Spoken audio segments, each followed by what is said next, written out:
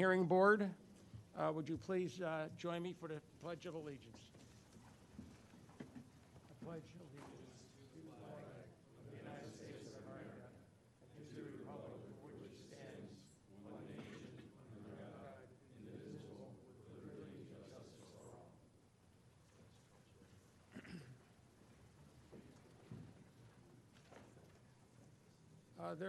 There are several changes to the agenda this evening.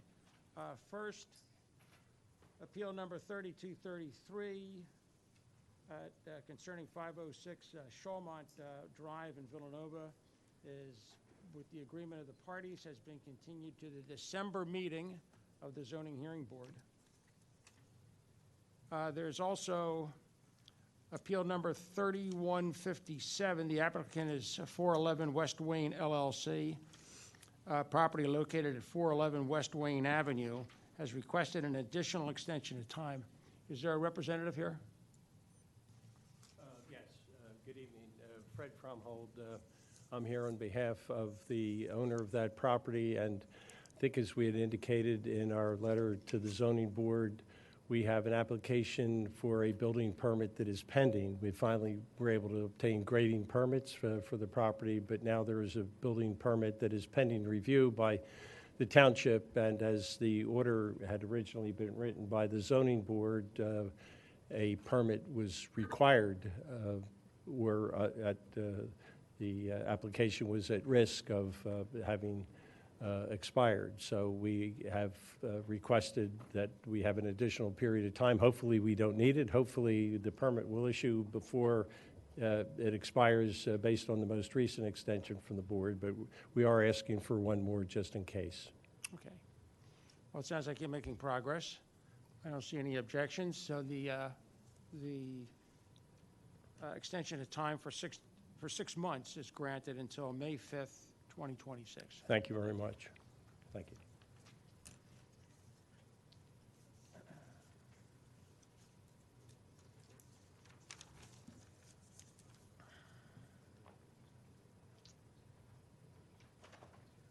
And the next item on the agenda is a appeal number.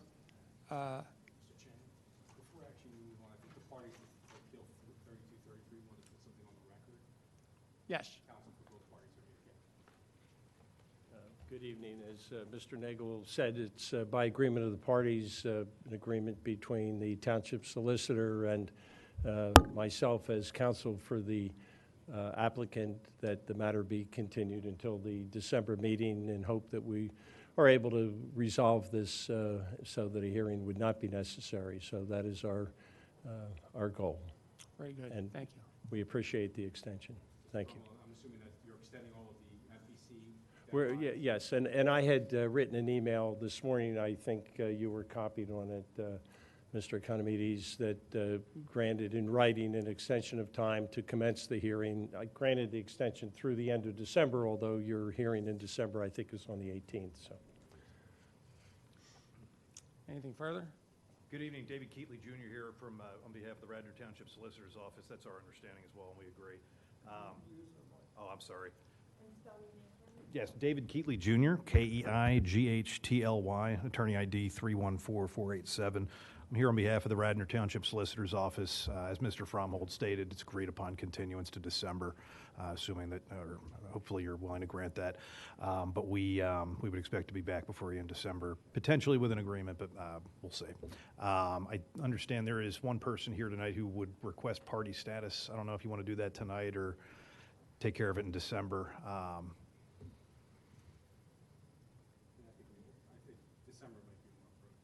Understood. We'll do that in December when the hearing actually takes place and testimony is being taken. Understood. Okay. Thank you. All right. Thank you very much. May I be excused? Yes. Thank you, sir. thank you, gentlemen. Thank you. So the next item on the agenda is appeal number 3237. The applicant is 150-158 East Lancaster Partners, LLC. This is a continuation of this matter, which was in which testimony and evidence, although the record was kept open, first took place on September 18th, 2025. There was some additional information that was requested by the board, and we're going to hear about it tonight. Thank you. Thank you, Mr. Lord. Nick Cornelia, representing the applicant. I have 2 additional exhibits to hand up. I believe you hopefully you received an electronic copy of the traffic report or the updated parking report. If everyone have one, but I'll hand one up if not. I don't think we have one for the file Okay, up here. sure. And what did you mark it as? A14. A14?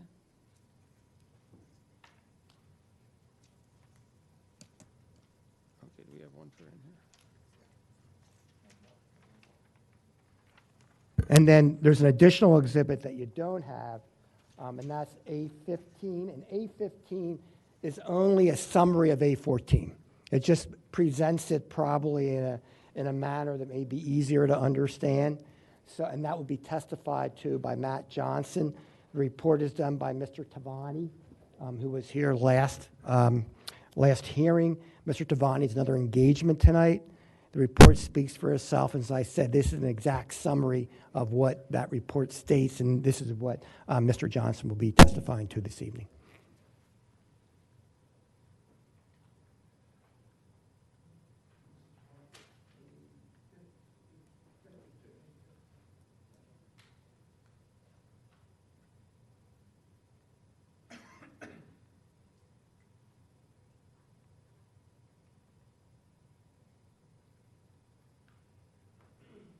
You may recall last time we were here, the relief was for 2 indoor recreation type facilities, a Pilates studio, which is similar to other Pilates studios in the WBOD, as well as a kids gymnasium. A kids gym is what we call it, the little gym. And you heard testimony as to both of those uses. Little gym is really like a mommy and me situation in the morning where they show up and to try to teach young tights about health, and in addition, educate them as to the advantages of physical education. Also, we're requesting a parking relief on the number of parking spaces. When we initially appeared before the board and the variance was granted regarding parking, that was considering everything being retail. We found out from a marketing standpoint that it wasn't really realistic to have all retail in that situation. So we have proposed a restaurant and the 2 indoor recreations units that have different parking requirements in WBOD than the retail. So that's why we had to come back and ask for the parking relief as well. Briefly, I'll have Jason Bach. He testified last time. He's still sworn in. And Jason, if you could just come up and just say a little bit about your uses in your experience as a real estate broker. Yep, Jason Bach, B-O-C-K. Once again, my company is MSC Retail. We're a retail specialist based in Center City, Philadelphia. I'm a Radnor alum from '03. I know the area well, and a good friend of mine, Dan Berger, who's the developer for this project, asked me a while ago what's the best use for Wayne. And once again, as I testified last time, we really wanted something to support the neighborhood. We didn't want national tenants coming in here, the likes of the Starbucks and things like that. We wanted local operators, local restaurants, family-friendly, kid-friendly, and we also really were focused on building something out here for the community edition, which really helped the community.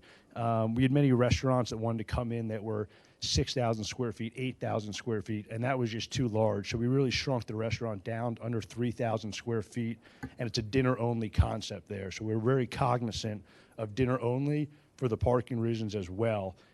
So that was one of the reasons we went for that use instead of a First Watch or, once again, a national brand. It's a local operator out of Philadelphia. So we're real happy about that. And like I said, it's only about just under 3,000 feet. Right next to them is going to be the Pilates studio, and once again, they have very early morning classes and kind of afternoon classes. There's a lot of open parking there, not affecting or crossing over on the restaurant parking at all, or the restaurant traffic. And then on the end, the little gym, that's once again a lot of moms with strollers and a lot of families will come up there, and that's children's education, and that's children's learning how to be fit and fitness and fun classes and things like that. So The uses honestly couldn't be better of this 10,000 square feet space we have here. We tried for about 2-3 years to get these tenants lined up, and this is who we locked in. So in a perfect world, 2 years ago when we started this, I couldn't have asked for a better tenant lineup with the mix and the timing and the different day parts where, you know, a woman or a mom could rather drop her kids off at the little gym and then come next door for a quick Pilates studio. So the synergistic nature that we have here really worked out well. Questions? I think you've heard the testimony previously at the last hearing. A couple other items. One, there were 2 letters of support in the file that were handed up, one A11, one A12. The one is from Christopher Colmer, who lives at 323 Midland Avenue with his wife Allison. Basically, it says, we decided to move to Midland Avenue as a fun, family-friendly, walkable town. Love the fact that no longer must get in our car to experience the great things Wayne has to offer. My wife Allison, our 3 boys, can be more thrilled to move to our new house. Our friends on the street happened to tell us about this development. They also told us that the 3 new tenants are looking to occupy this space. And he mentions that he loves all the restaurants in town, so this close one is perfect for him, as well as the excitement for the Pilates studio and the little gym as well. And there's another letter, A11, that's been marked, and I'll let that stand for itself for now. And Matt, if you can come up. And just state your name again. Matt Johnson, MATTJOHNSON. And Matt, again, what's your relationship with Berger, the applicant? I'm the VP of Development for Berger Development. I've been involved with this project since we purchased the property about 4 years ago. I have handed up A14, which is the parking study from F. Tavani Associates, Inc., and that is in response to concerns from the board last time. Is that correct? That's correct. When we presented last month, the board requested additional parking information and additional parking counts be done. And in the last month, our parking engineer was out 5 additional days to conduct further studies. And this was during the school year, correct? That's correct. And school was in session when he conducted those studies? Except for the weekends? Yes, on the weekdays, yes. And also, he actually did a study for more times as requested by the board also? That's correct. At this point, we have weekdays covered from about 7 a.m. to 7 p.m. And weekends covered approximately the same duration. Actually longer on the weekends. I think we go till 9 p.m. on the weekends.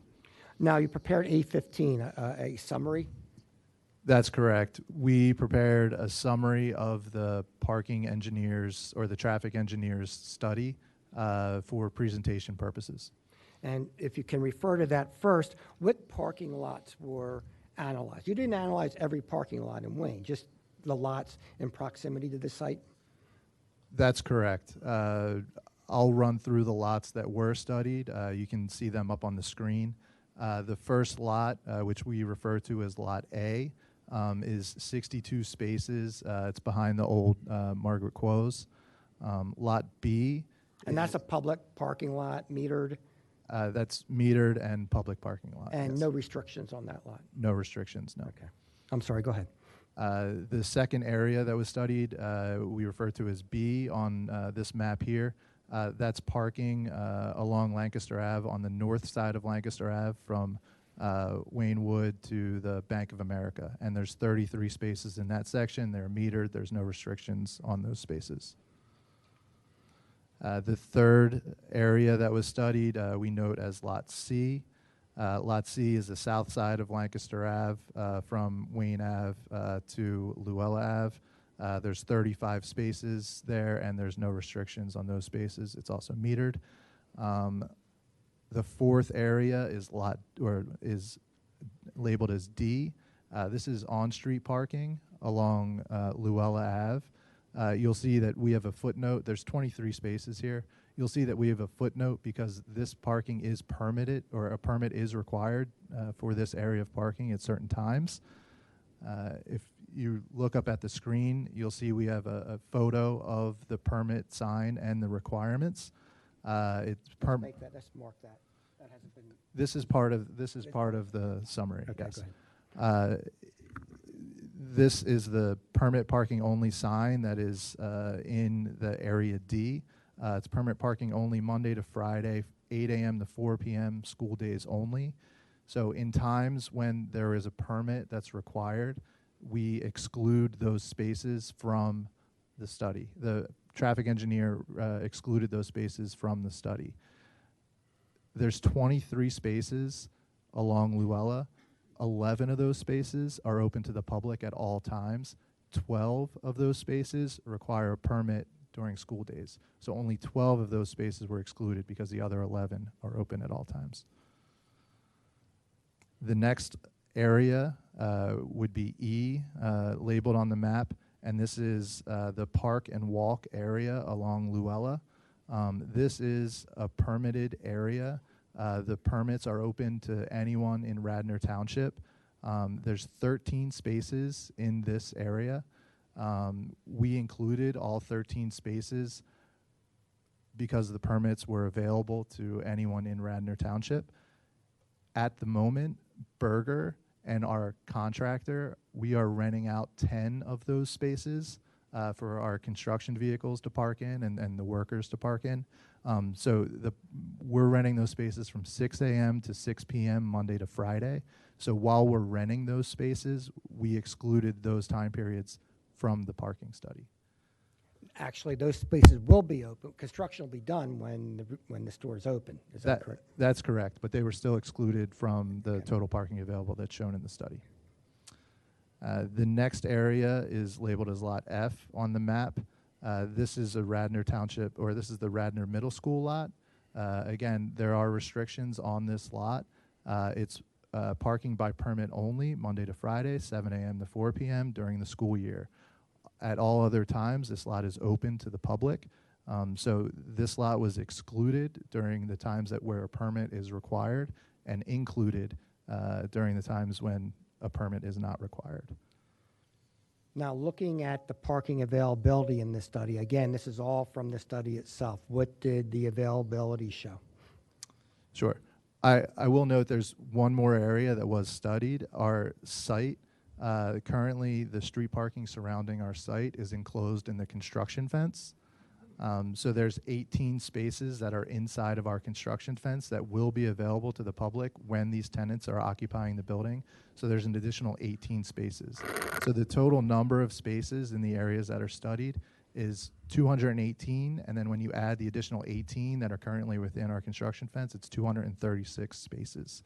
And we did not include any on the South Wayne municipal lot. That's correct. There are other lots, even shown on this map, that were not included, such as the South Wayne lot, parking along South Wayne Avenue, the North Wayne lot, the SEPTA lot. All of these lots were not included in the study. Okay, referencing the available parking spaces. Sure. So this table shows what our traffic engineer counted when he went out to count the available parking. He was out there 5 days after the last zoning hearing. You can see the dates and times at the bottom of this sheet. He was out there Tuesday, September 30th from 6:30 a.m. to 10 a.m., and then Monday, October 6th from 11 a.m. to 7 p.m. And those counts are what make up the counts that we show in the weekday column. And again, these are all the available parking spaces. So a weekday at 7 a.m. has 167 available parking spaces. The Friday count was done Friday evening from 4 p.m. to 9 p.m., and that was September 26th. Saturday was the following day, September 27th, and then Sunday, the next day, he was out there all weekend, on September 28th. As you can see, generally out of the 236 spaces, there's usually a decent amount of parking available. There are some times where it dips below 100, such as lunchtime on the weekdays, church on Sundays, Friday evenings gets lower, and then Saturday around lunchtime also. Those are generally the low numbers on the sheet. Go ahead. Okay. The next page in the summary shows the zoning required parking during the hours of operation for each tenant. Now, this means according to our zoning code. According to the Radnor zoning code in the WBOD.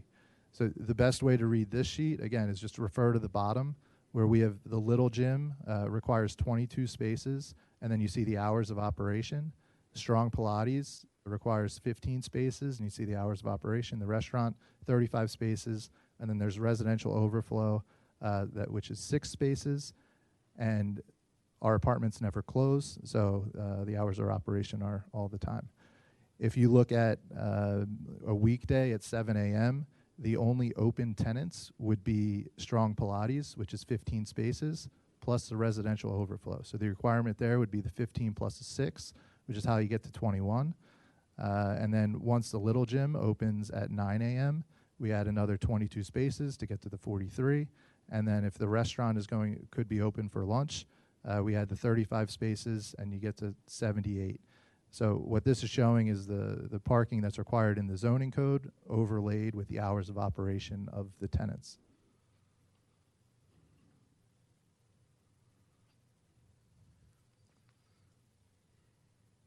The next page shows the same parking but adjusted for the numbers in the ITE. The Institute of Transportation Engineers issues parking generation manuals. Our traffic engineer used the ITE Parking Generation Manual 6th edition, published in 2023, which is the most recent version of the manual. The ITE is a widely accepted publication that describes parking requirements for different use types. It also includes tables that describe a time of day distribution for parking demand. These tables are included at the end of the parking study. These tables show the percent of peak parking demand that can be expected for different uses throughout the day. For example, a weekday at 3 p.m., it's unlikely that a steak restaurant would be at maximum occupancy. So the ITE adjusts, instead of using 100% parking, the ITE adjusts it down to 41% of max parking for the restaurant. Similarly, fitness classes for adults are unlikely to be completely full at 3 p.m. on a weekday. The ITE adjusts it down to 72% of the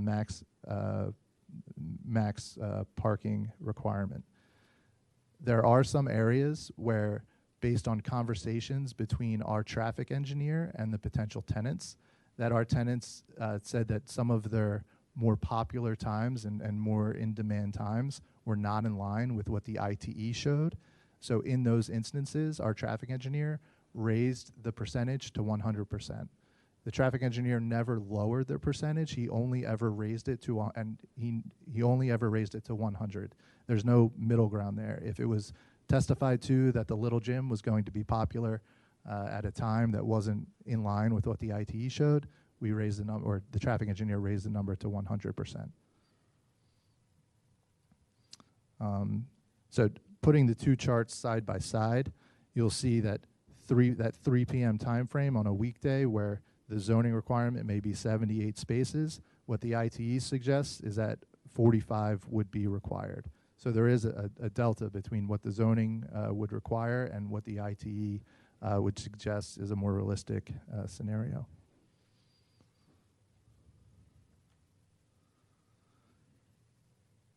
The next chart shows the net available parking, which is the parking that our traffic engineer counted as available minus the zoning required parking, again, overlaid with the hours of operation.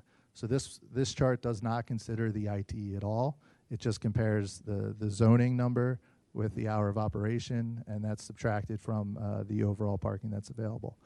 What's highlighted are the numbers that essentially are less than 30. These are the lowest times that were found, and the least amount of parking would be available.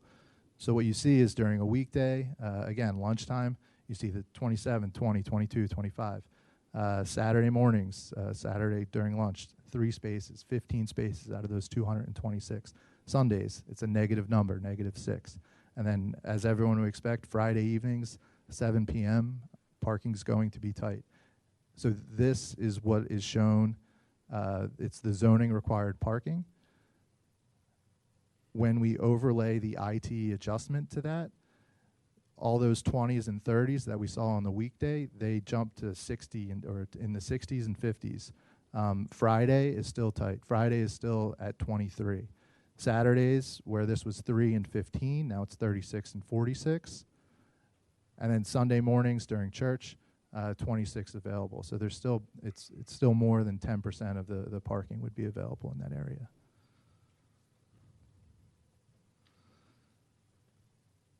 Ultimately, it was our traffic engineer's conclusion at the end of the study and end of the report that there is adequate parking to support our project and to support the variance. And it's his professional opinion that the variance sought is supported by the study and the data that he provided. And that was in his report. Yes, that is text from his report. That's all we have for this witness. Yeah, I just have one quick question. And I apologize, I know you said this, so I just want to clarify it in my own head. You were mentioning D, E, and F all have permit requirements, but some of those were counted as spots with the permit, but other ones weren't counted when they had permit requirements? I don't know if I misheard that. Sure. So let's look at the map. D has restrictions, permit only during school hours. Those were not counted. F has restrictions, similar restrictions, permit only during school hours. Those were not counted. E is a Radnor Township park and walk permit, which is available to any Radnor Township resident. These 13 spaces were counted. Okay, thank you. And then I guess a question for maybe Kevin. What's involved in getting a permit? Is it pretty routine, easy stuff, or is this like a protracted process and cost money? I don't know. There is a permit process that's handled through our police department for that. Okay. My understanding is that the fee is $25 for a Radnor resident, and if your license doesn't match your address that you're applying from, then it's $75 for the year. Thank you. As I understand your project, you have no parking spaces that are on land you own or lease? We do have parking spaces that are on our property, on our site. Our project consists of 24 apartments and 10,000 square feet of retail. On our site, we are providing 28 parking spaces, which is enough to cover the code requirement for the residential. So those 24 apartments, those whoever rents those apartments, they're going to park underneath our building on those parking spaces. But we are not providing parking for the retail tenants. And the same occurred pre this development also. That there was no parking actually on site. Yeah. So how many, in terms of the variance, how many parking spaces do you need? So the variance that was previously approved, the nonconformity was 32.7 spaces, and that's a variance that we obtained close to 2 years ago. The previous building that was there, the nonconformity was 43.1 spaces. What we are requesting today is a nonconformity of 78.7 spaces.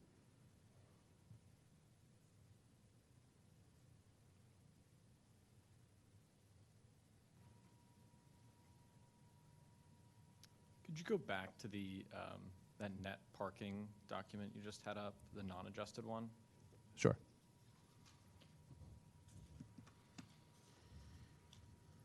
So because you're requesting 78, the amount of available parking spots are whatever that number shows plus 78, right? That would be the number that was used? For certain periods of the day, if you remember the chart that I showed before that. Okay, so it's adjusted per hour then? Correct. Okay.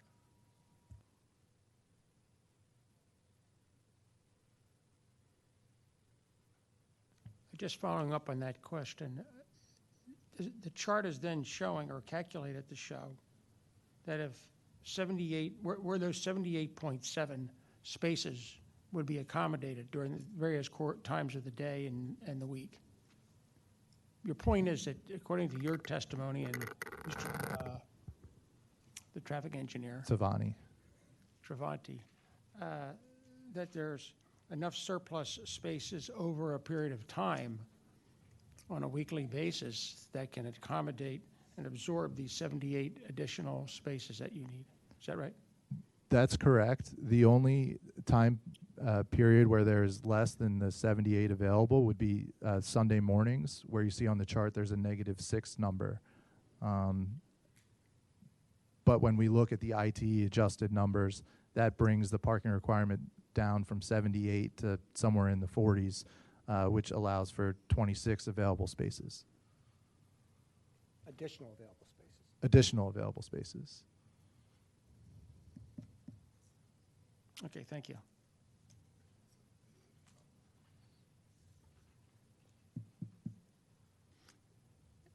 Any further questions for this witness by the board? No? Any further questions? for this? That's all I would have for witnesses. For what? That's all I would have. Okay. Are you ready to move your additional please. exhibits? In fact, I don't know if you moved your No, I don't exhibits believe the we first did. time, right? Yeah, I don't believe we moved the first time. Okay, so their exhibits would be 1 through 15. 15, admitted without objection.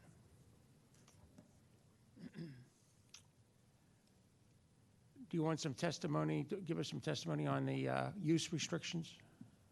Yes, we had previously, Or additional We can- testimony, I should say. yeah, we can go forward with that again. Yeah, we had previously on the use. Jason, do you want to? Because we had testified on the use. last time. We can- Everybody here tonight on the board was here when the use restrictions were talked about? I was not. Okay. You want to just give us a couple of minutes of your? Yeah, and there's a transcript. There is a I have a transcript. transcript, actually. I don't. Okay. Norma did do a transcript for us, so that I can hand up if necessary. Well, no, I just want you to give a Okay. brief verbal synopsis for the benefit of the board member who was not present at the last meeting. Jason, Bach, could you? Or why don't you, go ahead, Matt, you do it. Since you're already sworn, you're testifying. Go ahead. Sure. In the WBOD, a restaurant is an allowable use, so that's not one of the ones that's in question. The two other uses that we're showing on the plan, this is labeled as indoor recreation, Unit BC, 2,875 square feet. This would be a strong Pilates fitness studio. And that's regularly scheduled fitness classes similar to a yoga studio or Orange Theory or the fitness studio. Although I do believe that the testimony was it was more geared to a lower impact type Pilates. I believe, I do believe that Pilates is lower impact than other types of workouts. The tenant labeled indoor recreation, Unit D, Nick spoke about them. That's the Little Gym, and that's a kids gymnastics studio. Again, they have regularly scheduled classes where the parent and the child would need to be there to take gymnastics lessons. Nick, the karate studio that was there before, was that a conforming use, or was that a variance for them? That would also be indoor recreation, so it was not a conforming use. So they had, at some point in time, they might have had a variance if anybody. Yeah, I don't know. knows. It may have predated, Right. actually, because we're in WBOD, I know it was sometime this century, which sounds like a long time ago, but 2007.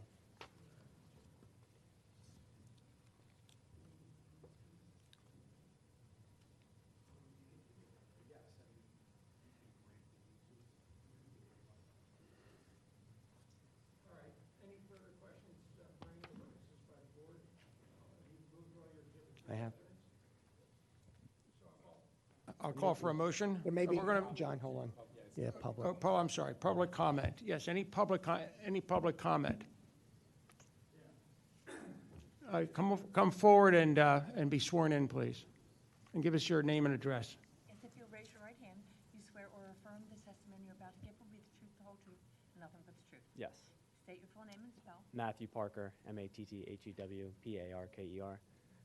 311 Midland Ave, so I'm on the 300 block of Midland. For a use like this, multi-use with the gym, with the little kids gym and the restaurant, I've got my wife, 3 kids, so we'd use all 3 of those. So definitely for something like this in Wayne. Easy to walk to. I walk all the time. I work from home, so I'm always walking to town, grabbing coffee. The whole parking thing, when I walk by there throughout the day, I never see parking issues. So I don't think that really be an issue, especially somebody living on the block. I'm not worried about overflow coming on in Midland either. And what else was I going to say? Yeah, I mean, I think it's a great use of space. Also, looking at the previous building that was there versus what they're putting up now, like Wayne needs that across the board. Like Wayne's going to be one of the best looking towns on the main line. So having something like this, it's all for, like me and all my neighbors are all for it. So appreciate it. Thank you. Any other public comment? Not seeing any hands going up. We're going to do this in 2 motions. Can you turn your mic on? We're going to do this in 2 motions. And so I'll call a motion for the use variance. I'll make the motion that we approve use variance on section 280-53.7, consistent with the testimony and exhibits. I'll second. Call the vote. I'm in favor of it, and I will vote for it. Aye. Aye. Aye. Okay, so the use variance passes, and I'll now call the vote for the parking variance. I'll make a motion that we grant a variance of section 280-53.12 relating the number of required off-street parking. Seconded. Do we want to include the number 73? Actually, I think it was 78.7 that was 78. testified to, but So- you can include the 79 would number be, and yeah. or the testimony is Yeah, presented today. consistent with the testimony. To discussion or the vote? Oh, yeah, I'll second that motion as well. Okay, any discussion, any board discussion on the motion? I guess the thing I'm struggling with is the delta for this is big. Yeah. So that's what I'm just trying to, and I appreciate the effort by the applicant to kind of reevaluate the parking in a kind of more holistic way. So I appreciate their efforts on that front, and it does seem a bit closer to reality, this report. But that's just a big delta for the code, so I'm just trying to figure out how we can kind of justify it without kind of going overboard our authority as a board. Well, one of the issues, I mean, I've lived here for an awful long time, and the parking is never going to get any better. I think it's something we have to live with. I mean, it's just the way, it's the way it is. I mean, I think parking is a little bit like highways. I mean, you can build a 47-lane highway, just go out in California, and drive up the I-5, and at rush hour, and you'll see that, where the hell are all these people coming from? I mean, the lanes are 10 lanes wide, you know, it's crazy. So I think it's the same thing with parking garages. We have a very walkable community. Maybe some folks will decide to walk a little bit more, forced to because of the parking situation, I'm not sure. But I don't know what we do with the businesses and the people we want here, because we want our small town to not have empty door fronts. We want them to, you know, go into town and, you know, shop at the stores and go to the restaurants and so on and so forth. I mean, Wayne's come a long way since the drugstore on North Wayne Avenue. So I don't know what we do about it. I mean, it is a big lift. There's no doubt about it. I'm sure there's some more in the offing. Maybe something radical will happen. Maybe eventually there might be some parking garage built where the AT&T building is, or at least where the parking lot that used to be filled with cars for AT&T many years ago and now is just empty spaces. Maybe that can be put to use in some fashion. The township acted pretty aggressively with Wayne Presbyterian when they thought that their parking in the back might go bye-bye.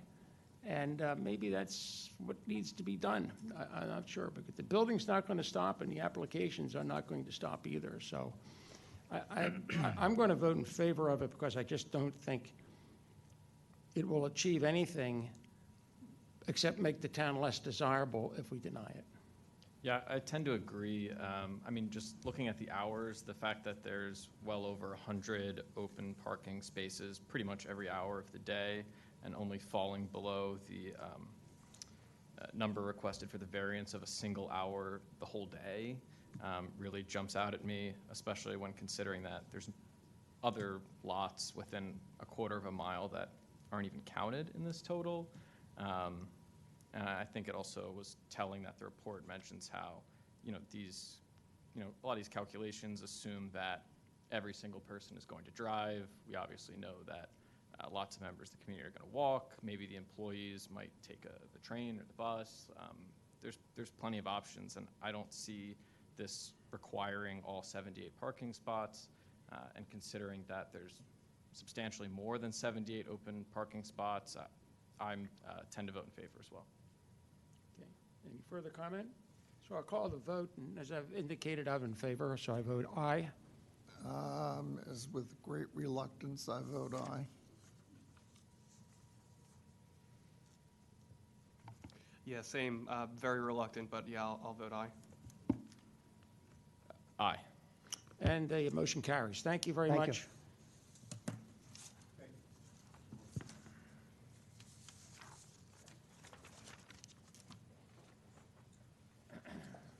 We've had a couple people talk about parking garages. The problem is the period of time that we're building the parking garage. The lot's gone. And I haven't heard a good answer. Yeah. I think the good answer is tear down the middle school and make that. Tear down everything that's been discussed. Yeah, that'd leave one or two. The letter from the neighbor that you read? The next item on the agenda, we're going off list a little bit, or adjusting the list, but the next item is 3241. The appeal number is 3241. The applicant, Susan and Harry Anderson, property located at 317 Rockingham Road, zoned R4 residential. The applicant seeks to modify the previously granted variance from sections 280-30D1, open parens, aggregate side yard, and 280-30 E, open parens, rear yard of the code. The revised plan squares the previously approved plan and does not further reduce the previously approved setbacks. The proposed revision increases the footprint by 2 feet by 10 feet. Applicant requests a modification of condition number 1 of the prior decision that the variance is limited to the prior plans and exhibits, or a variance from 280-30D1 and 280-30F of the code. The applicant further requests such other relief which may be required in conformity with the exhibits and testimony presented. Now, by way of further background, this previously appeared on the appeals before the board in March 2005 as appeal number 3204, dealing with the issue that I just read out, except now there's an addition. That was granted. The variance was granted. So we're here today to hear testimony on basically why they're back. Correct. So if you look at A4, that was part of the application, the area here is the area that was previously granted. Hold on for a second. It's Can you see it? Oh, not in the okay. focus yet. There you go, yeah. Okay. That's great, yeah. Now, that's the one we dealt with the last time, Yeah, right? and this was Oh, that's approved. the new one. No, and then this portion here is the new. Okay. This X portion here, that's the new. So it's not increasing the setback on this property line. It's not increasing the rear yard setback. It's just squaring this off. Previously, this portion here was not included in the relief. I'll have Mr. Anderson testify as to why it was not included. When we went back and he discussed it with the architect, it just didn't make architectural sense from a roof line standpoint and from just a usability standpoint not to have included this small area here. I believe it was just a misunderstanding on part of Mr. Anderson that it wasn't included. Matter of fact, he can explain it, but he said there was really at one time was two different projects, and that's probably why it wasn't included. What he's asking for here is very consistent with the rest of the neighborhood. Numerous neighbors had done this small side yard encroachment, and as you can see, the rear yard is very consistent. This area here on the photo is concrete patio, and that's really the area that's being covered, and that's very consistent with the other homes in the neighborhood as well. But Harry, if you want to come up. Hold on, I've got a question. Go ahead. Move it over just a little bit to what we approved before. Now, is that actually a building, part of the building, or is that an overhang? It's part of the building, but I think it's It's an overhang. all right. Come here. Okay, all right, let's, Sorry. He knows better than I do. So. okay, I thought so.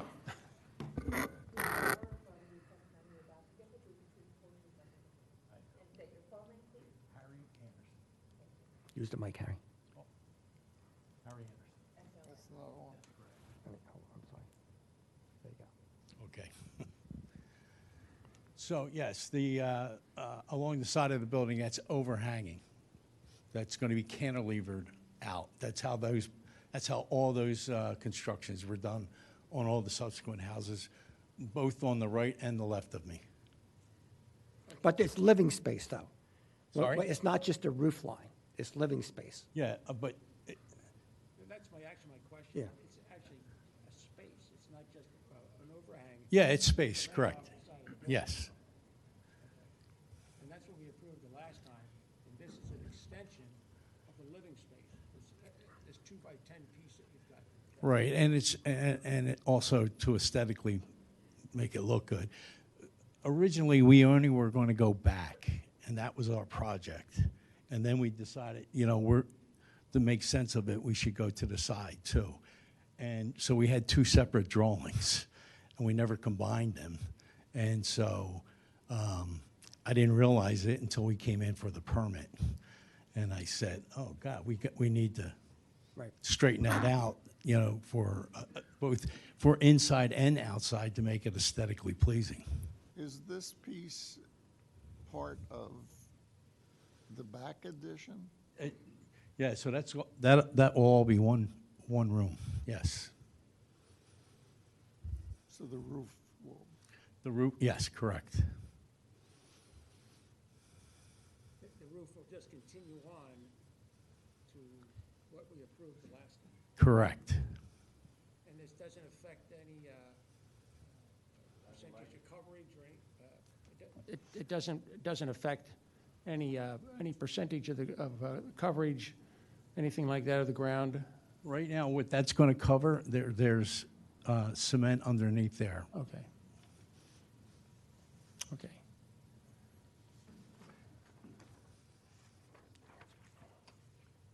Any further questions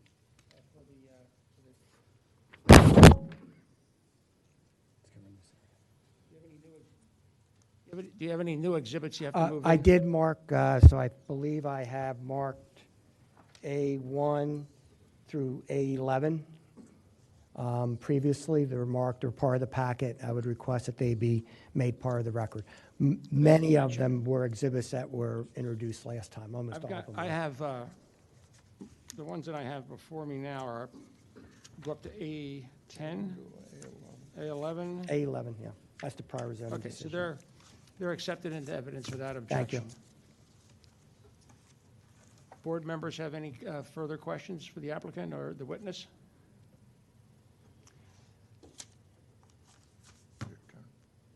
Any public comment?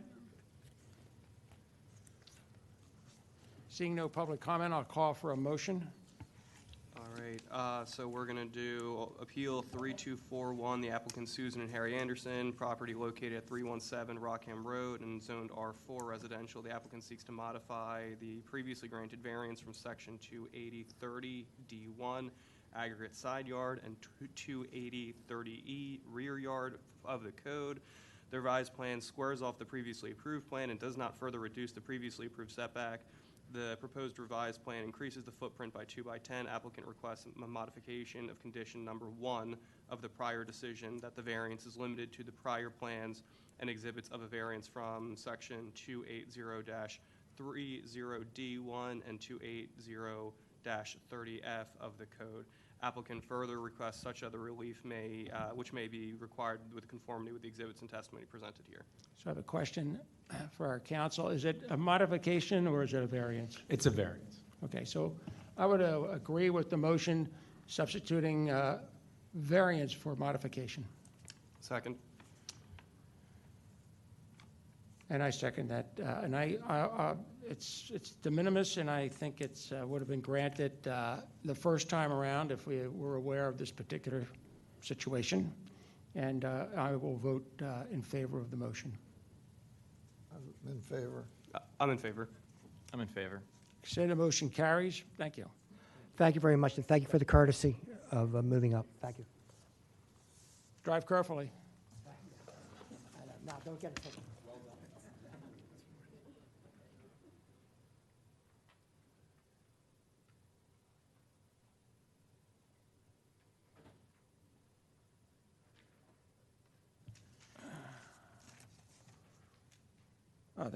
Excuse me, the next item is appeal number 3238. The applicant, Shabad Lubavitch of Delaware County, property located at 888 Glenbrook Avenue, zoned C1 commercial. The applicant seeks a variance from section 280-103, small b in parens, 5 in parens, 8 in parens, regarding off-street parking regulations. The code requires 49 spaces, and only 36 spaces are provided. Good evening. John McCreesh IV, attorney at D68944, represent the applicant Shabad Lubavitch of Delaware County. And I have with me Rabbi Svi Alltime. If you could maybe spell your name for the reporter. T-Z-V-I, the first name. The last name is A-L, T as in Tom, E-I-N as in Nancy. John McCreesh, M-C-C-R-E-E-S-H.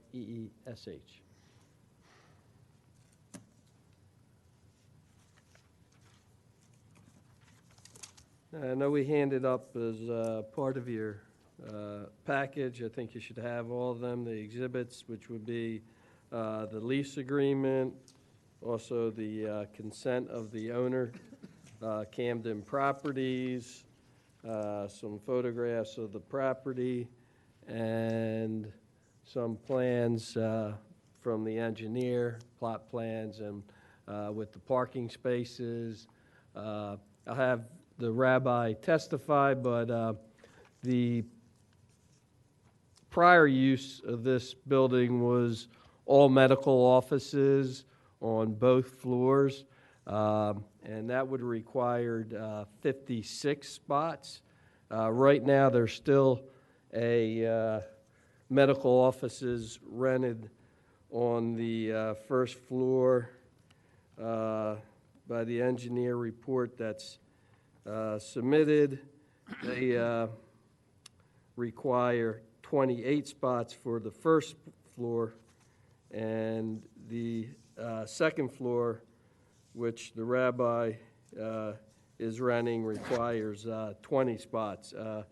It's about 1,300 square feet. 692 square feet is going to be used for an assembly room, which would require 17.3 spots, and 627 square feet would be for office. Excuse me, you don't have exhibit numbers on your paperwork here, but what are you reading from? That is from the engineer's report of the parking he came up with on the plans, on his plan. That's, Yes. where is it, this one? Bustamante Engineers? Which one? It's Bustamante, but I think he submitted plans. Oh, I'm sorry. We submitted the building plans as well, so, sorry. I don't know which one you were reading from before. I was looking, who did the parking? Bustamante. Bustamante, yes.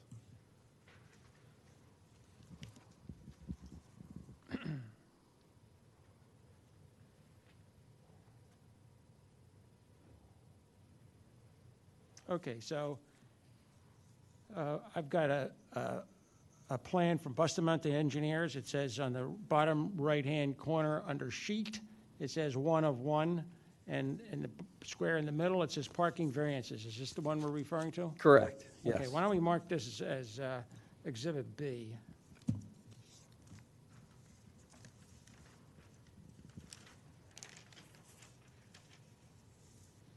All right.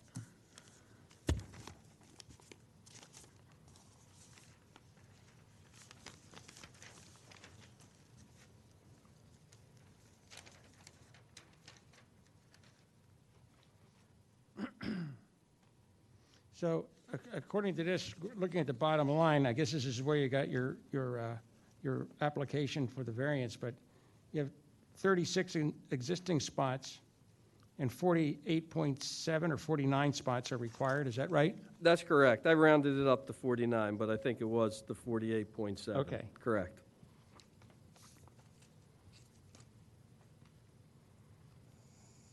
Okay, so you need 13 spots according to this. Am I misreading this? Pardon, I'm sorry?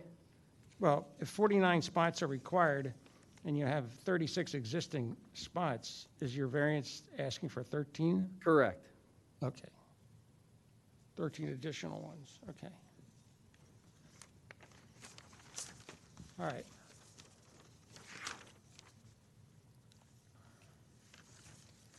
I say, why don't you proceed with your presentation and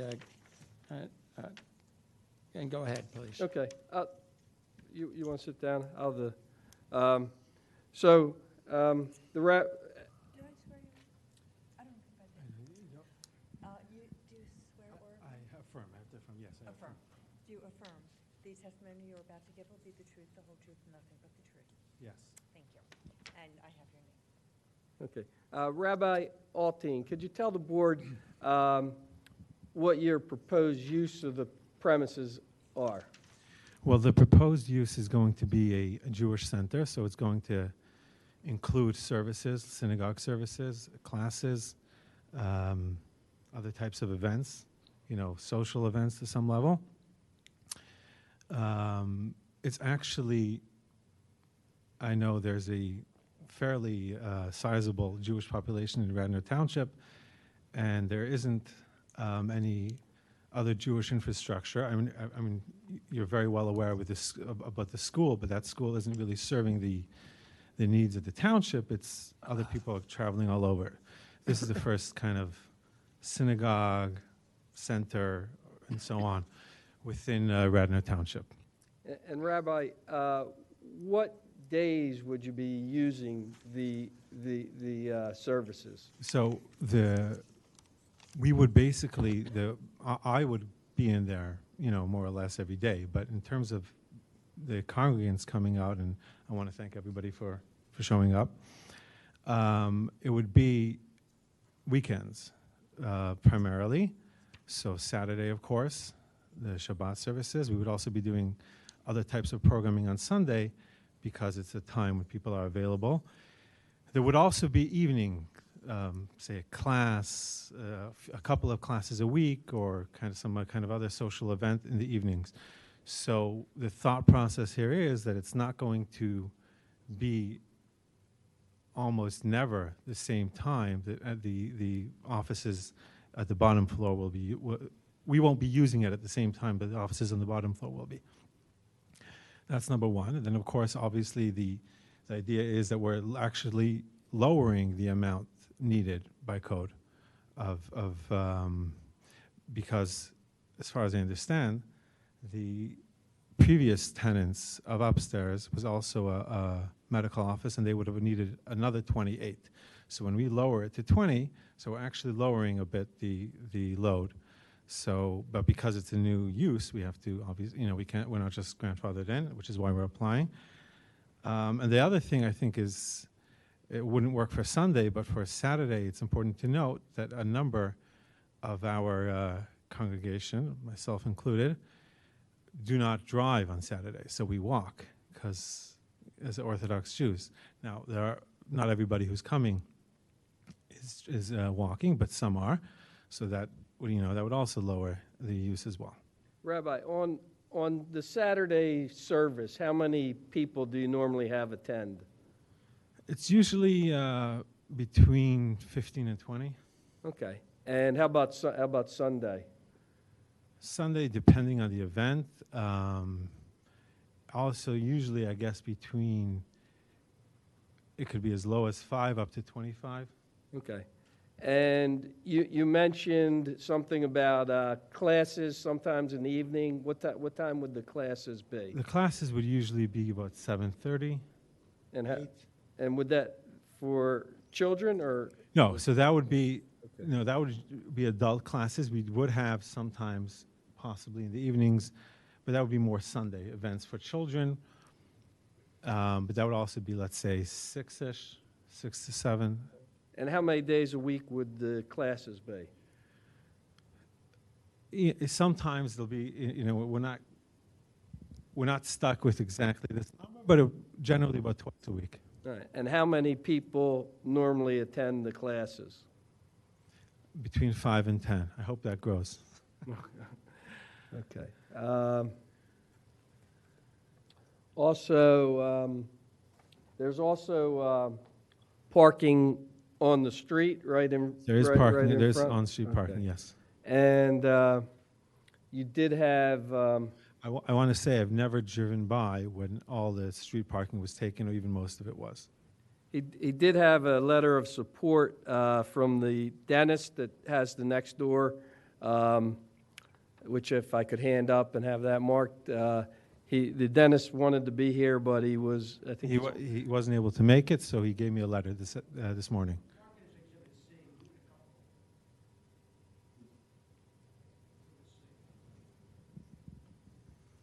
And you can see the letter. The letter says that he's never seen a parking problem on that street.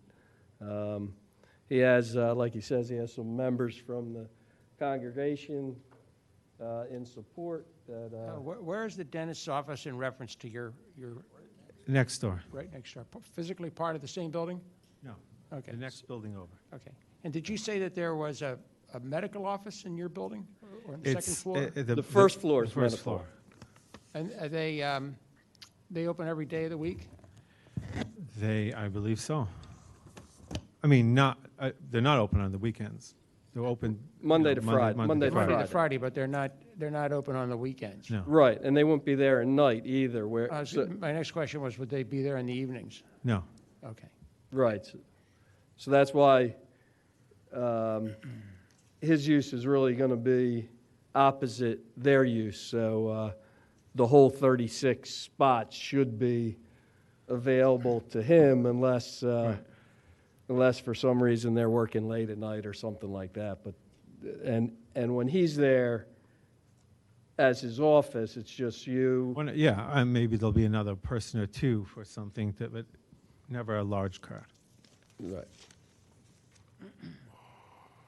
Are you intending to host bar mitzvahs or bat mitzvahs or wedding celebrations, anything like that? No, I wish. We do have, I will say, we do have some larger events over the year, but they won't fit in there. So we rent other space for the larger type of events. Okay. You have some other drawings that you submitted. One is S1, which is from Bustamante Engineers, and it's entitled Rich Cohen, 888 Glenbrook, Bryn Mawr, bearing wall removal at 888 Glenbrook Avenue.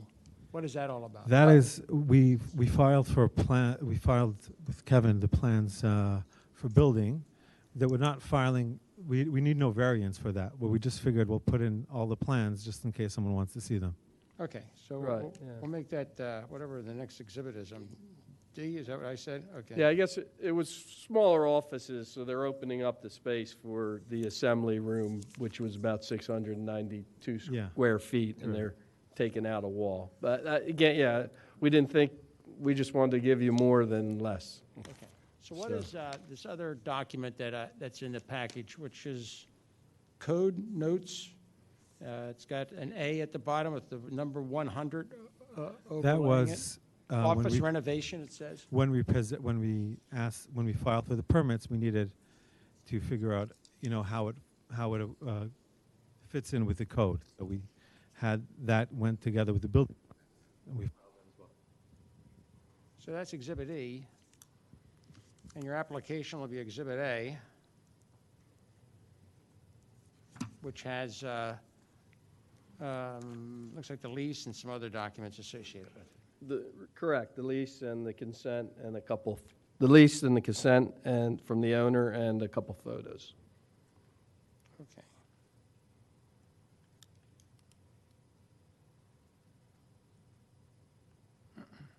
So you're looking for a variance of 13 parking spaces? Correct. Okay. Any other questions from the board for the witness? Is there existing variance for the previous?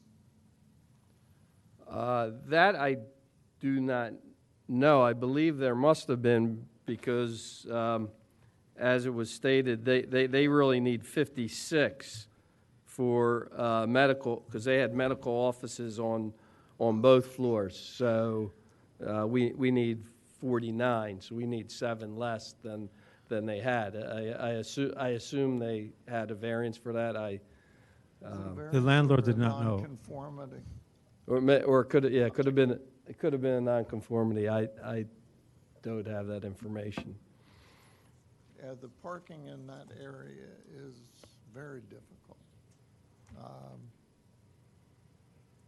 But like you said, you're making it better. I hope it's not the only thing we make better. Yeah, not that much better. Okay. Any more testimony? No. Do you want to have any? No. No. Unless somebody. Okay. Unless you want public comment, I guess, yeah. You have to move your exhibits into evidence? Yes, please. Okay, so they're moved in without objection. I'm. They all, yeah, after we're done, I'll do that, okay. All right, Mr. Nagel, there were 2 previous variances that were granted for rear addition. It does not discuss parking. So it could be an existing nonconformity. Given the age of the building, I would guess it was probably a nonconformity then.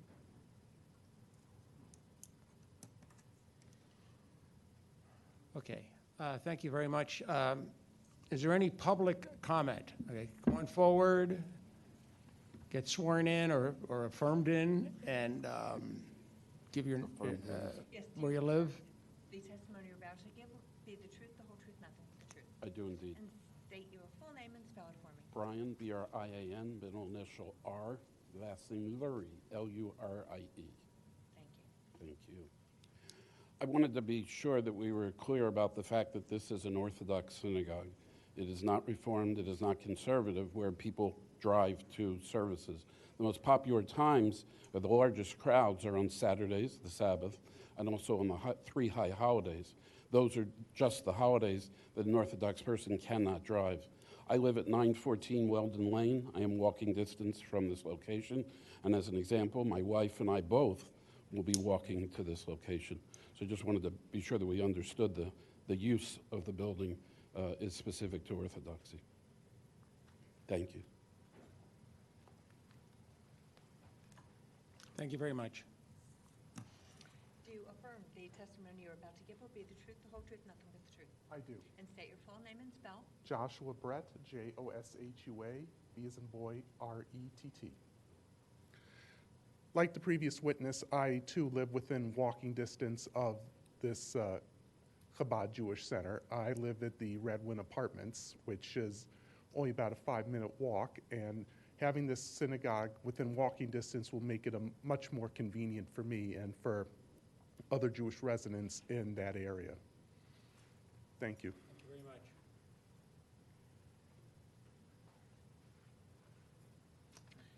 Do you affirm the testimony you're about to give will be the truth, the whole truth, and nothing but the truth? I do. And state your full name and spell. My name is Sam Samuels, S-A-M-U-E-L-S. Get on the microphone, please. My name is Sam Samuels. I'm also a resident. I live at 212 Cornell Drive, which is about a mile from this facility. But that's a short walk compared to what currently Jewish facilities are from my house.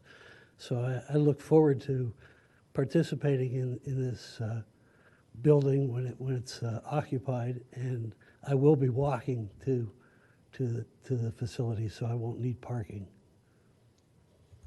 Thank you very much.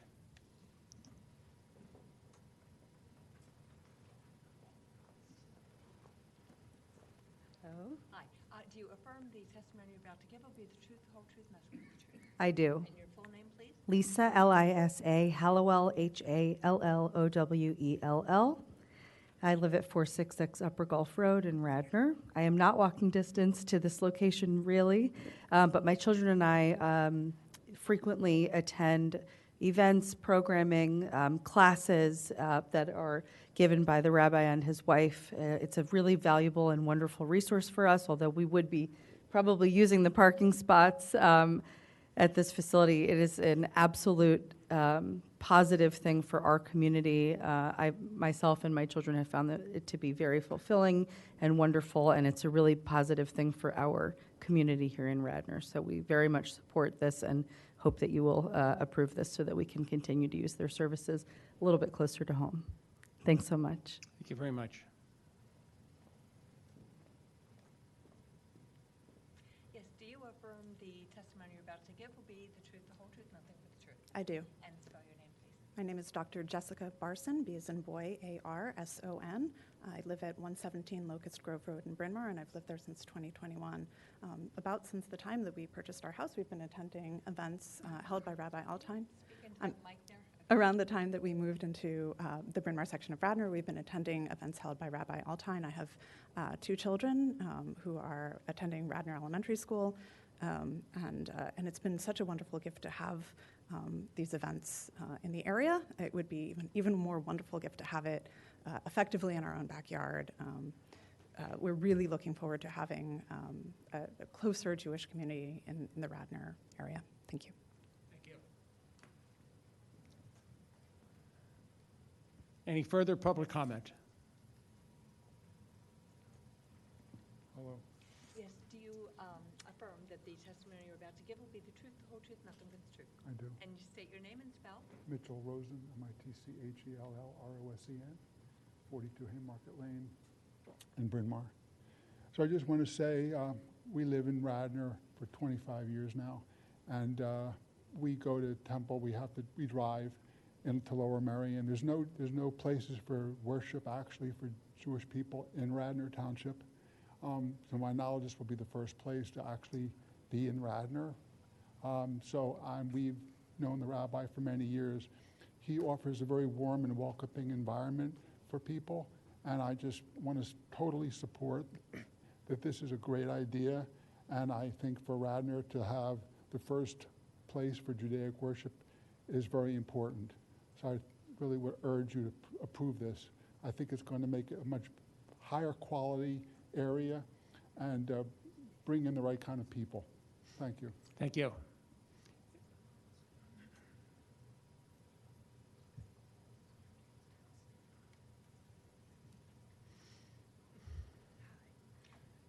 Yes. Do you affirm that the testimony you're about to give will be the truth, the whole truth, and nothing but the truth? Yes.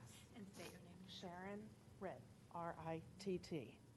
and I live in the Birches across, well, pretty much across from where the new Chabad house will be, and I'm very much looking forward to walking to the house that belongs to Chabad. It's not rented, we don't have to share, we don't have to make sure that, you know, we fit into the other building's schedule. It will belong to the Chabad. And walking there, which I can do, is very easy. And honestly, I've been bragging about it, saying I can now walk. So it's a wonderful thing. And seeing the community come together in a building like this will be so special. Seeing the kids and going there to learn and to pray will be a wonderful thing. Thank you. Thank you. Any other public comment? Okay, seeing none, I'll call the vote. I'll call for a motion, please. So for Appeal 3238, the applicant Chabad Lubavitch of Delaware County, property located at 888 Glenbrook Avenue and Zone C1 Commercial. The applicant seeks a variance from Section 280-103, parens B, parens 5, parens 8, regarding off-street parking regulation. The code requires 49 parking spaces and only 36 are provided, consistent with all testimony. I'll second that motion. Any board discussion? It seems to me that if they're reducing the parking burden by having this come in, I don't see the issue. Yeah, I think, I agree, and I think that I'm going to vote in favor of this. I agree, and I am going to vote in favor of granting the variance. Best of luck. Thank you very much for your time. Thank you. Take the rest of the votes. Take the rest of the votes. Aye. Aye. Aye. Okay, so the motion carries. Thank you very much. Good luck. Thank you again. Good night. That used to be my ward. Oh, yeah. Oh, this is my. You know what? ward. Why don't we take those exhibits out and just put in the ones that I have, because I already marked all these.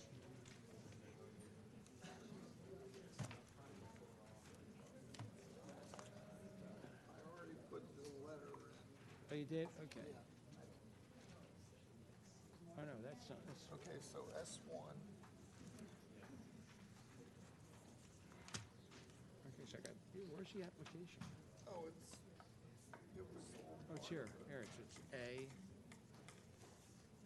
B, I got D, and I got E. Is there a C? Oh, the C is the letter you handed. C is the letter. Okay, so this is what that meant. Yeah, because the letter's already in there. There we go.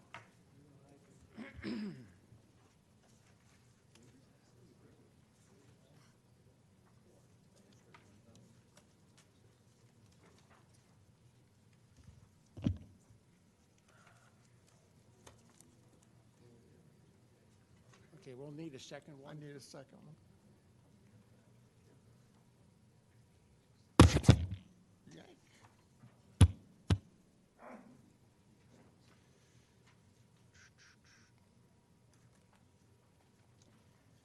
The next item on the agenda for this evening is Appeal 3239. The applicant, Caitlin and Andrew Marinello, property located at 211 Atlee Road, split zoning, zoned R1 and R2 residential. The applicant seeks variance from section 280F.1 and 280-20.F of the code to permit impervious surface coverage of 26.27%, where the total allowable is 25.56%. Based on the split zoning, R1 permits 22% and R2 permits 30%, and any other relief deemed necessary to permit the proposed improvements. And by way of personal comment, Dr. Atlee was my pediatrician. That's amazing. Good evening. Yes, it's a long time ago. A long time ago. Long time ago. It's phenomenal. World War I veteran.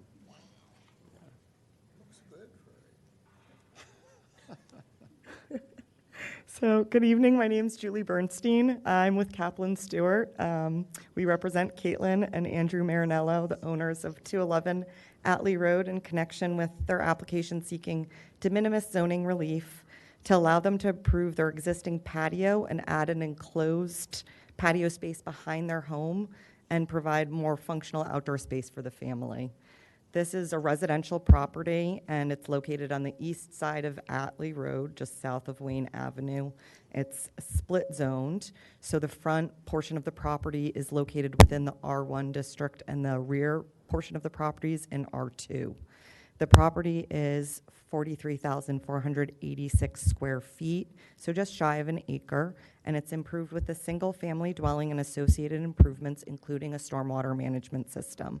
The property immediately bordering the rear of 211 Atlee is 209 Atlee. This is a landlocked property that takes access via a driveway to Atlee Road that runs through the north side of the Marinello's property and encumbers the Marinello's property with approximately 1,800 square feet of impervious surface that solely benefits and is for the use of 209 Atlee Road. The proposed patio improvements that we are showing here would result in an additional 493 square feet of impervious surface. 420 square feet of this is going to be covered, and then 73 square feet kind of squares off what's an irregularly shaped existing outdoor patio. This brings the total impervious coverage, including the driveway access to 209 Atlee, to 26.27%, where 25.56% impervious is permitted on the split zoned property. I have the architect here who can go through those calculations in a minute. But as a result, we are requesting just de minimis relief. Again, it's under 1 percentage point from sections 280-15F, which provides for the R1 impervious requirements, and 280-20.F, which provides for the R2 impervious requirements, along with such other relief as this board deems necessary for the permitted use. I do have Andrew Marinello with me tonight and his architect, William Todd Warner, to further describe the plans. And I just handed out a series of exhibit packets to help walk everyone through the application. At Exhibit 1, we included the complete copy of the application package. This includes the deed that demonstrates that the Marinellos are the owners of the property and have standing to bring this application. This also includes photographs of the property, photographs of the neighboring properties, which have similar accessory improvements on site, as well as a site plan. Then at A2, we have an aerial image of the property in the area. At A3, we've included the easements that explain this driveway access. It's also a utility easement benefiting 209 Atlee. We've included at A4 the site plan, at A5 a portion of the township's zoning map that helps to explain the split zone. And then at A6 we've included some of the neighbors' letters of support, and I believe my client actually has a few additional ones that he obtained today that we'll hand up. If you have no questions for me, I will call Andrew first so that he can describe the plans in a bit more detail. I'd like either from you or from one of your witnesses a little more information or testimony regarding how it is in fact an easement, not deeded ownership to the property behind you. It is how that came about. It is an easement, so my understanding is that historically the owner of the property was a prior owner, owned both this property and the landlocked property, and I believe they likely, I'm surmising based upon the situation, that they couldn't do actually a flag lot in accordance with the code. So instead of subdividing and developing the two properties and having the one at the rear as a flag lot, they encumbered the front property with an easement. So the front portion of the driveway easement is, and we have some exhibits to show it, there's some photographs that show you, but you kind of drive in on the north side of the property, and it's a shared driveway up until you get to the mailboxes. And then past the mailboxes, the rest of the driveway is for the exclusive use of 209 Atlee, and that's described within the easement. So So if the easement wasn't there,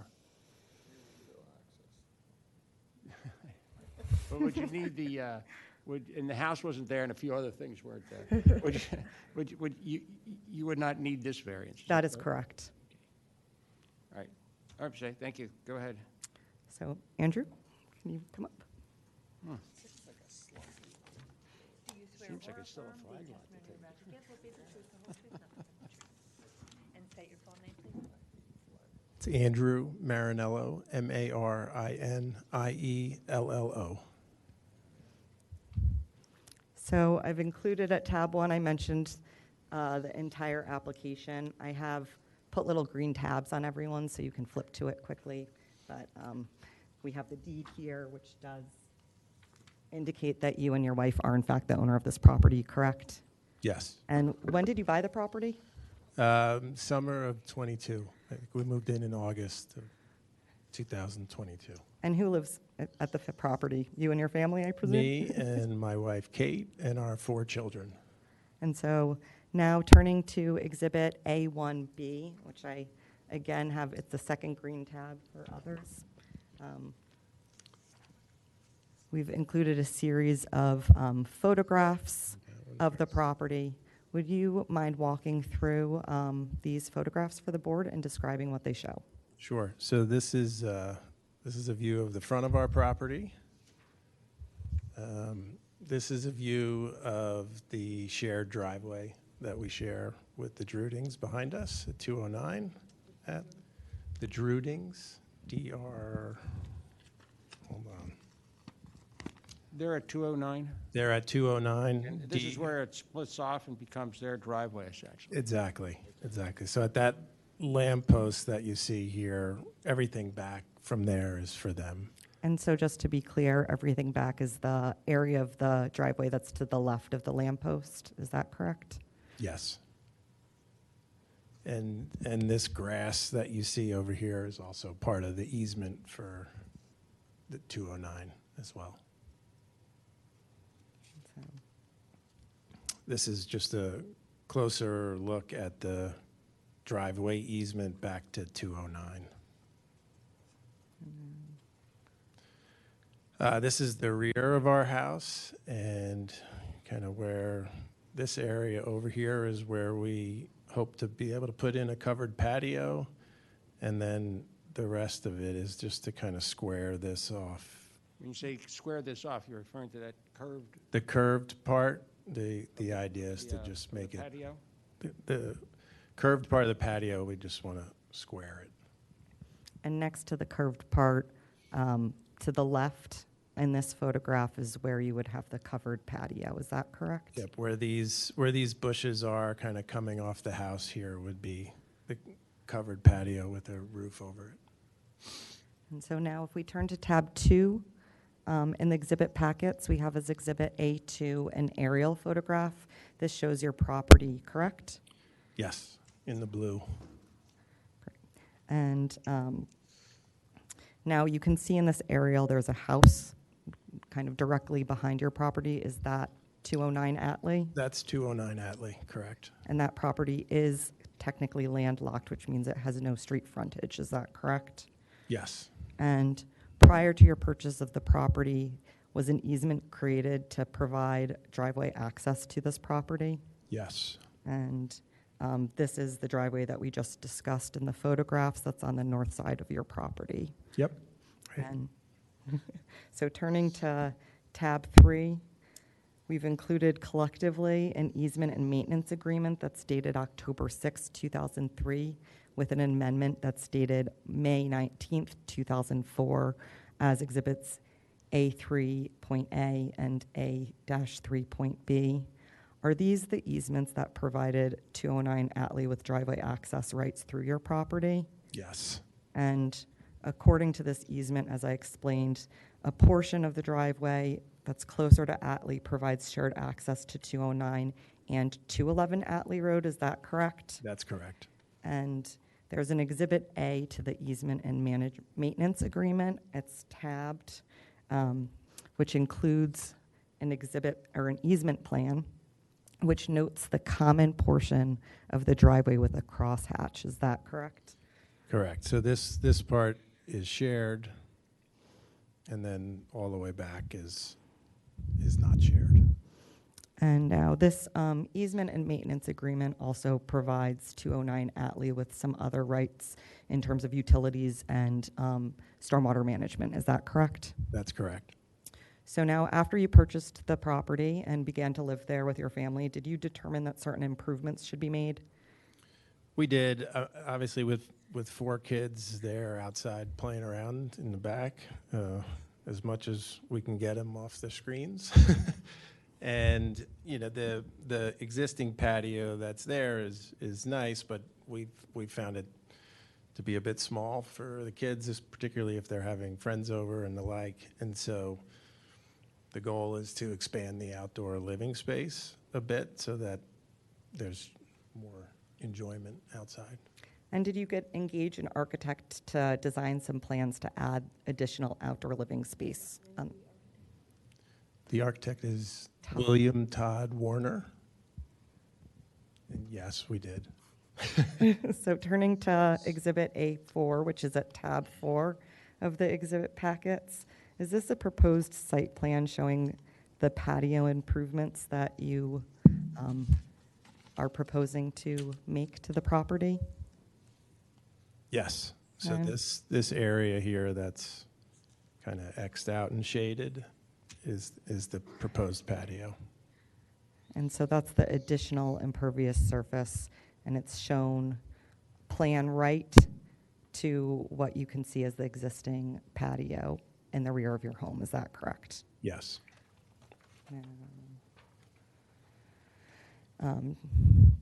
Did you review this proposal with your most proximate neighbors? We did. And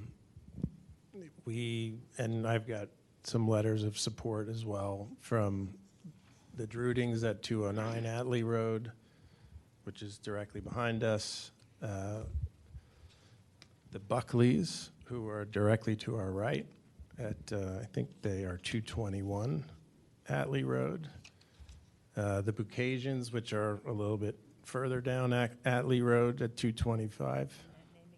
That is Bucasian, Buchajin.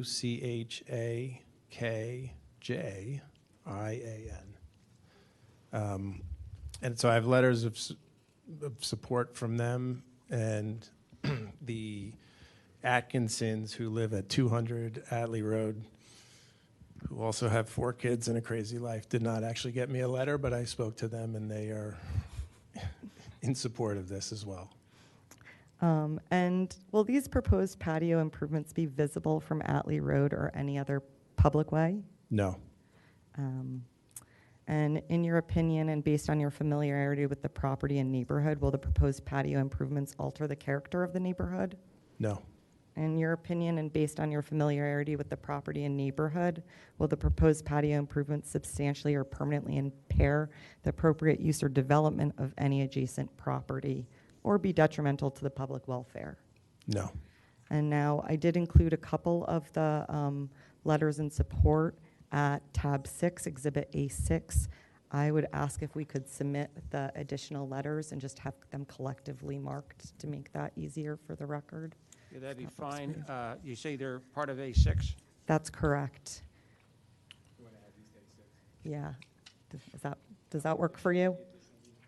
I think it's just one. Mark them A6, I don't know, B, C, whatever. And we'll, because you already have several in here, I see, on your, under items A6, you've got A and B, so you could just add those as So C, as we- a we have CD. 4 total. Okay. They signed twice, sorry. Oh. Apologies, it's 3 total. One neighbor signed twice. You have extras? Just so the one that signed twice.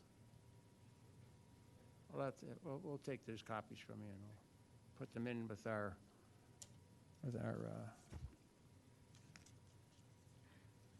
file down here that we have.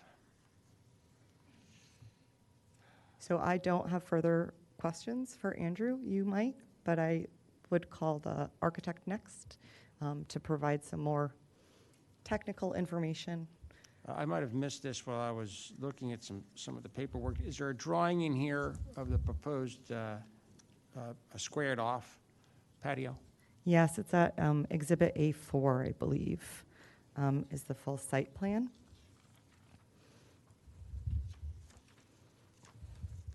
So, Okay, yes, I have it. All right, thank you. Well, okay, I see it now. Is that the hash marked part is the addition? Okay. that's correct. And looking at the drawing A, looks like A5-1, that's part of your exhibit. Oh, yes, The total allowable minimum is 25.55, and the total impervious after this change to the patio would be 26.27. so I believe the maximum that's permitted is 25.56.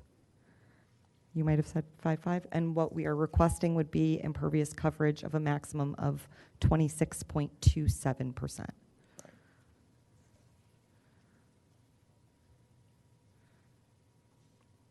And that, again, accommodates the additional square footage, which is 493 square feet.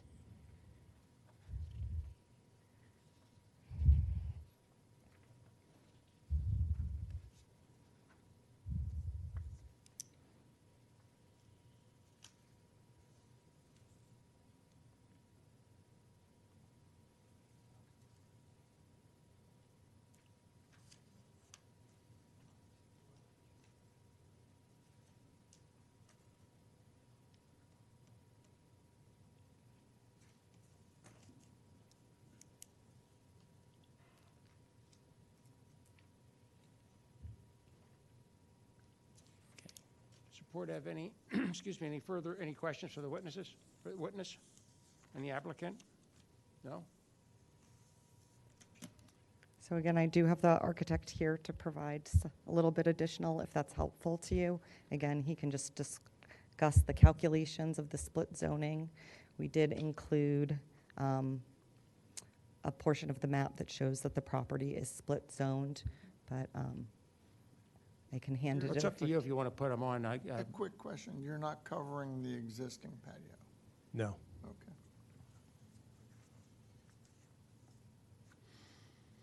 Okay. Okay, and you should move your exhibits into evidence. I would like to move the exhibit A1 through, is it A6? Accept Evidence, it, please. Without objection. Any public comment? Seeing none, I'll call for the vote. A vote? A motion, I'm sorry.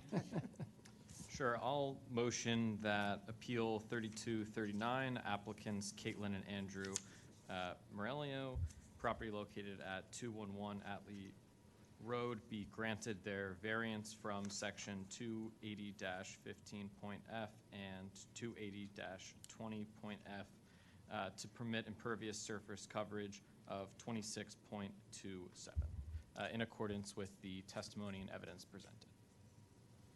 Second. Any discussion on the motion? Well, this truly is de minimis. And the fact that that chunk of land has no benefit to them, that it truly only benefits the 209 property. Yeah, I agree. So I'm going to vote in favor of this. Aye. Aye. I'm in favor. So the motion carries, and good luck. Thank you very much. Thank you.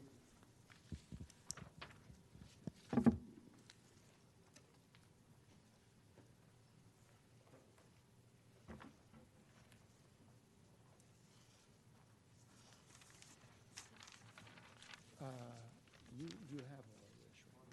Yeah. Are we next? Gus, right? You are.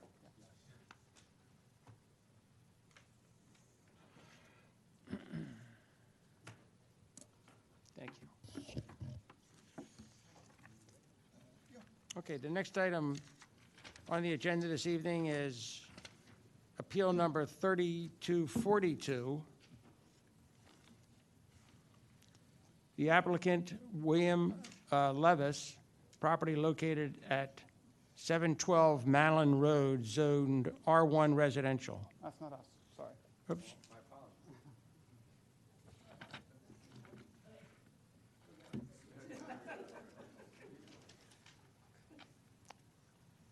You want these back, Dave? Yeah, they'll be right back. Okay, let's restart here. Let's make sure, it is, if I'm correct, Appeal 3242? And the applicant is William Levis, property located at 712 Malin Road and zoned R1 residential. The applicant seeks to install covered porch to the front of the home and is requesting a variance from section 280-15.c to encroach on the front yard setback. Yes, sir, it's correct. William Levis, L-E-V-I-S. You swear or affirm the testimony you're about to give will be the truth, the whole truth, and nothing but the truth? Yes, ma'am. Thank you. So I do apologize to the board. I did previously provide some drawings. I have it on my phone if we need to have that brought up, but I can bring up and show some architectural drawings here. But in effect, Hold on for a second, hold on. Yes, sir. Hold on. We can't do anything that's on your phone. Okay. We need copies. I provided 10 copies Oh, are they in here? previously. Yes, sir. Okay, hold on for a second. That's here. Yeah, it's here. Okay. I know I looked at the drawing.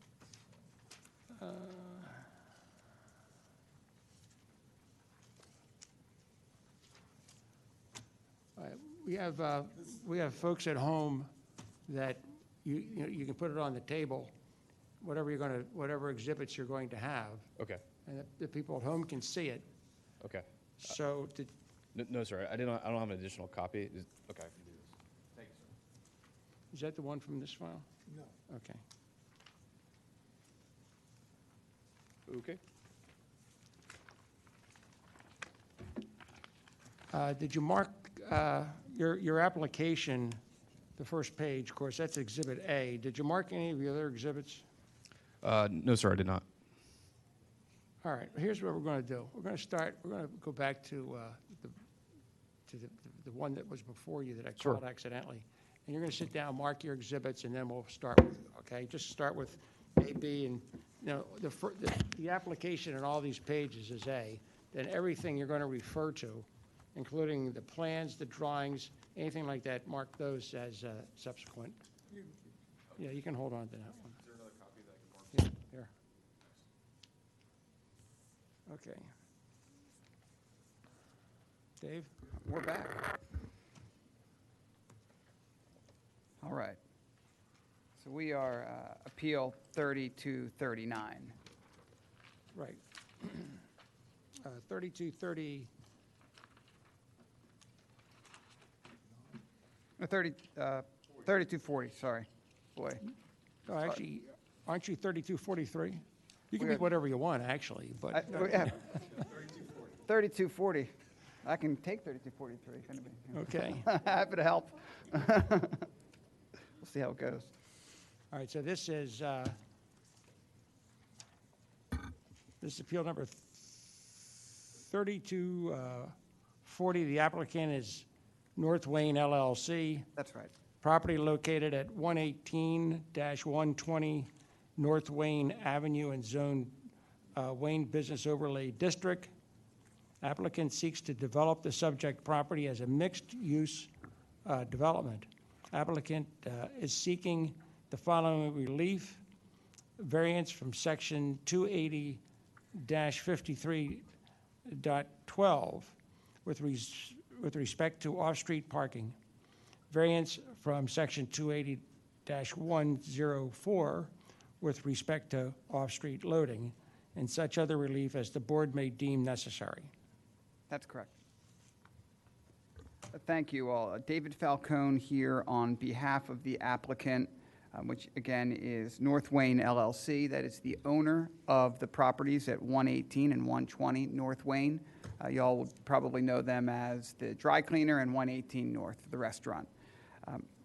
Mr. Smogard is the principal for the entity that owns these properties and is seeking, as Mr. Lord noted, to redevelop them as a restaurant, retail, which is what you have today on the ground floor, but then to put above that office, and then above that 4 residential units. So the existing uses are, again, 118 North and the dry cleaner that was immediately adjacent. The desire is to keep that restaurant use, specifically 118 North in that building after the building is reconstructed, to put a new retail tenant in. As you may all know, the dry cleaner itself is now shut down. And then to construct an office immediately above those 2 uses, which would be used by the owner applicant, Mr. Smogard, for his construction and title business. He's a home builder and a title agent. And then above that would be 4 relatively small apartment units, each less than 800 square feet. The relief we're seeking tonight is to do that demolition, reconstruction, and then reconstruct with 4 parking spaces assigned to this development.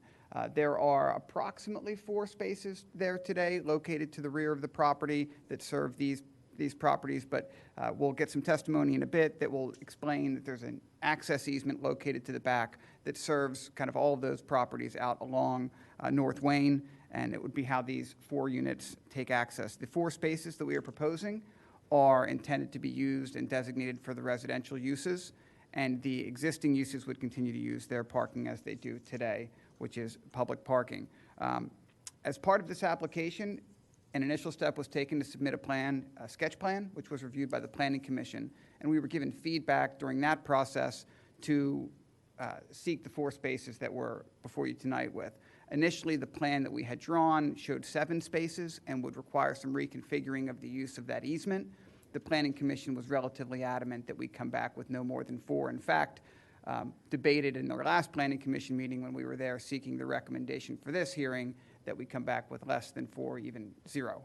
Ultimately deciding that 4 was appropriate, assigning 1 space to each residential unit, which is what your code requires, and then allowing the other spaces to utilize the existing parking serving the Wayne area, which would be the public parking spaces. You all heard some about that this evening, as well as the new lot, which has just been constructed on West Avenue, which was the old AT&T property that will now be utilized for public parking. So I have with me this evening 2 witnesses I intend to call, just one unless there are specific questions for the owner, which would be Joe Smogard. I have him here if there's questions from the board, but Dan Ciolino, who is our architect with Varenhorst Architects, who is the designer of the property. He'll be able to offer the testimony that will explain what we're proposing, the number of spaces, how we are going to gain access to the space, and so forth. Some of the concerns that were raised during our sketch plan review in front of the Planning Commission, as well as the meeting we had before this meeting seeking the recommendation, were with respect to construction of the property and the significance of taking down a building that's attached to another building and the intricacies that go along with that. Obviously, we understand that that is a sensitive issue and something that will have to be handled during the construction process. Mr. Smogard is in that business and understands the significance of that process. It would be, I guess, a necessary evil for any redevelopment of any property along North Wayne, which is ultimately what the township is gleaning and wanting as part of their comprehensive plan. The second is the use and access of that easement area, which you'll hear a little bit about. The plan that you see on the screen is an aerial of the subject properties, which are outlined in red. Those are 118 and 120 North Wayne. To the rear of the property where you have kind of those parked cars, that is a common access easement that serves the properties located moving, I guess, north on the plan. And then as you move further north on that same plan, you'll see a small alley which serves access to that back area. So cars would essentially come down the access way that's utilizing the easement, and then turn to the back of the property and access the 4 spaces, which Mr. Ciolino will offer testimony about how they'll get there. So we understand that there are existing uses back there. A question that we heard during the Planning Commission meeting was aligning our access point so that it didn't disturb the customary use of those spaces by the neighboring properties. The property owner, Mr. Smogard, is really indifferent as to where the access point comes in and is willing to adjust it based on kind of the neighbor's preference and whatever agreement they can come to. So it does not disturb their use and still falls within the common access point. Those specifics as to the access area obviously would come as part of the land development process. This hearing before you all is a threshold issue for us. Obviously, if we can't obtain relief for the number of parking spaces required, then there's no project, and this project that we're showing today goes away. The required number of parking spaces is significantly higher than we are proposing. I believe it's 58 spaces, and we are proposing 4. Again, a lot of that is driven by the uses that are there today, the restaurant and the retail, and then the office use above it as well. That use is going to be used by Mr. Smogard, and if necessary, he can offer testimony as to the impact that he believes that would have. The 4 residential units located on the top of the building, those parking spaces are going to be used and will be code compliant for that. I've pre-marked 8 exhibits, which I've handed to you all. 1 is our application. 2 is the deed. 3 is a photograph of the subject property as it exists today. A4 is a site plan. A5 are some floor plans. A6 renderings of the proposed development should relief be granted and ultimately land development approval obtained.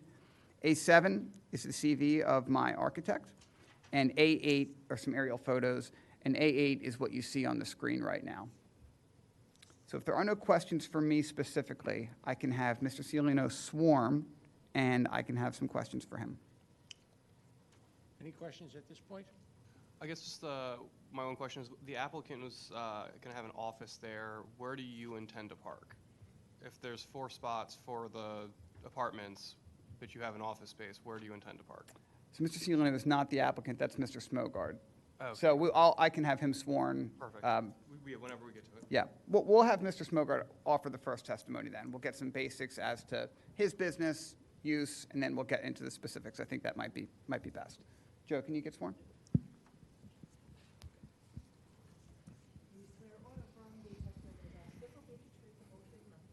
I do.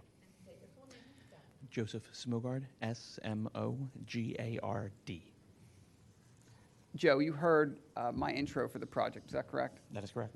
And I've explained the intended use of the property. Dan's going to give us some more specifics on that, but generally, as I've described it, is correct. That is correct, yes. And I stated that your intention is to use the second floor office, is that correct? Yes, correct. And can you explain for the board what your business is and what you intend to use out of that space? Sure. I have a few businesses that I plan to run out of that space. Primarily is residential construction and home renovations.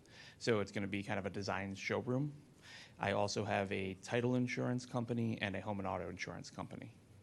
For the latter 2 companies, the employees are remote, but I need a mailing address and I want a spot to be able to host local meetings.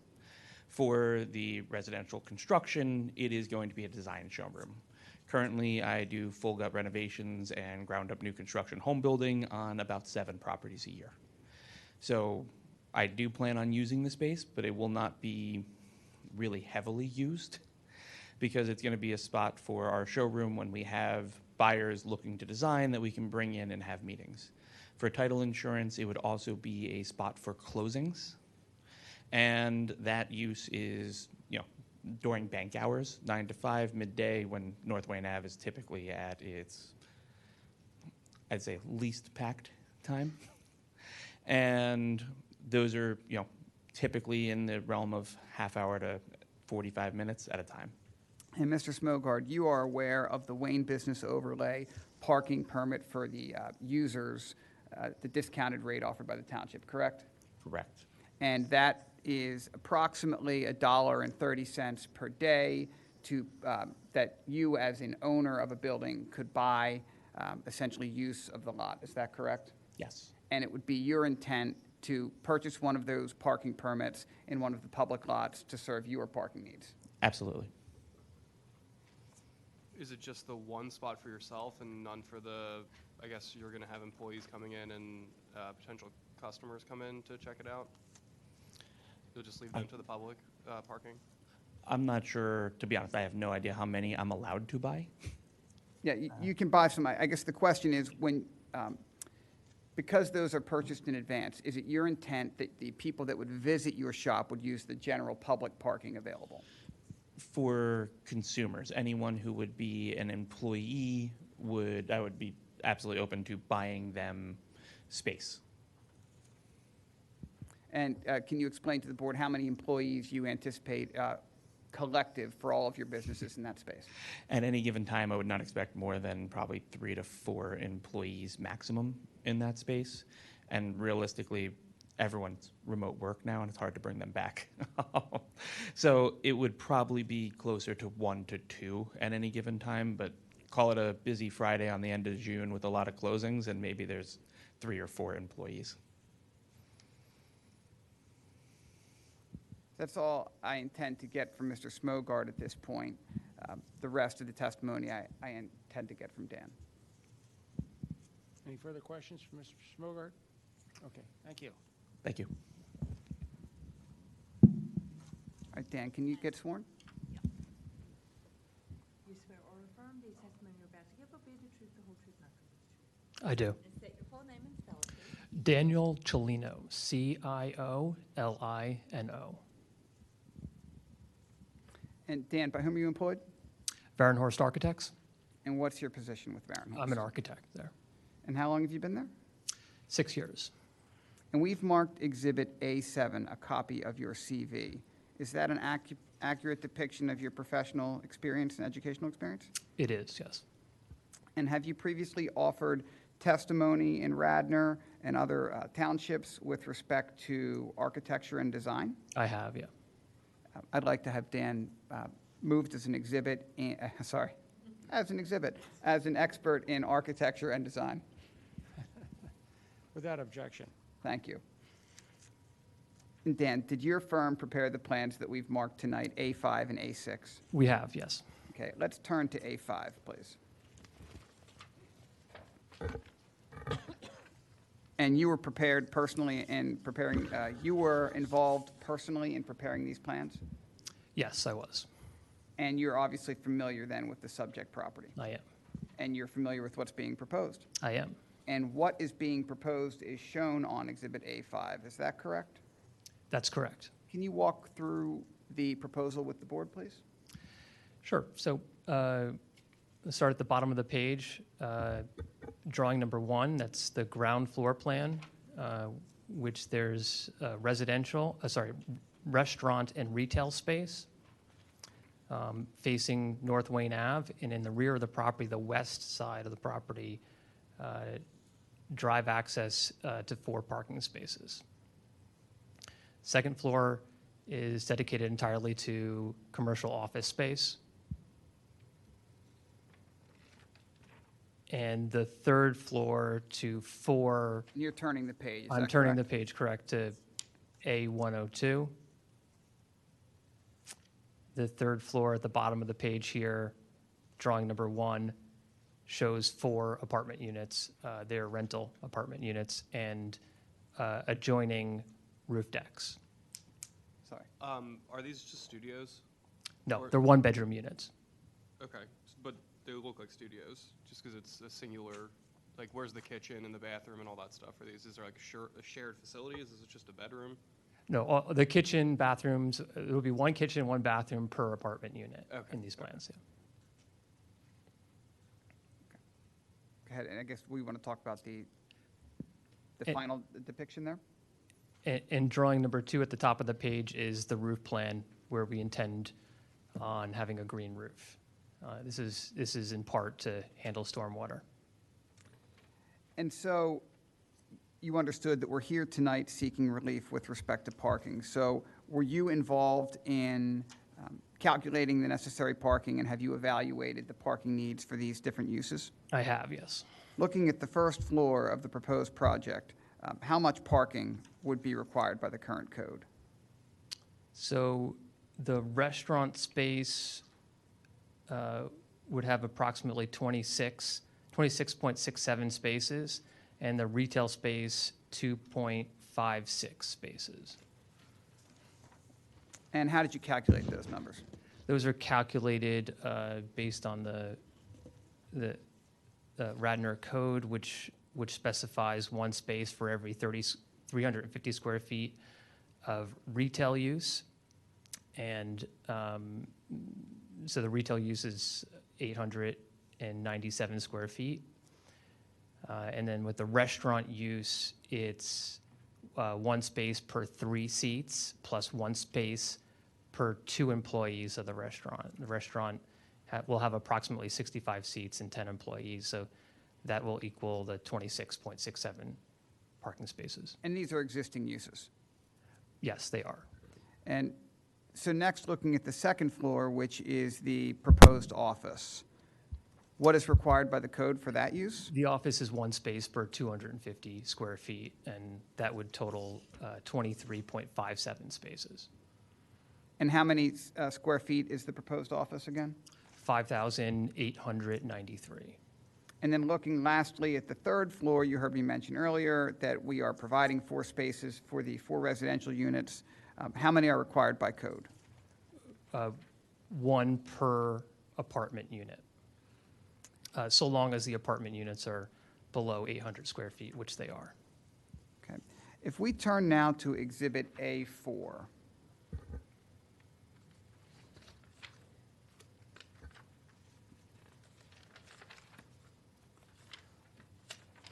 Can you explain for the board what is depicted on Exhibit A4? This is a site plan.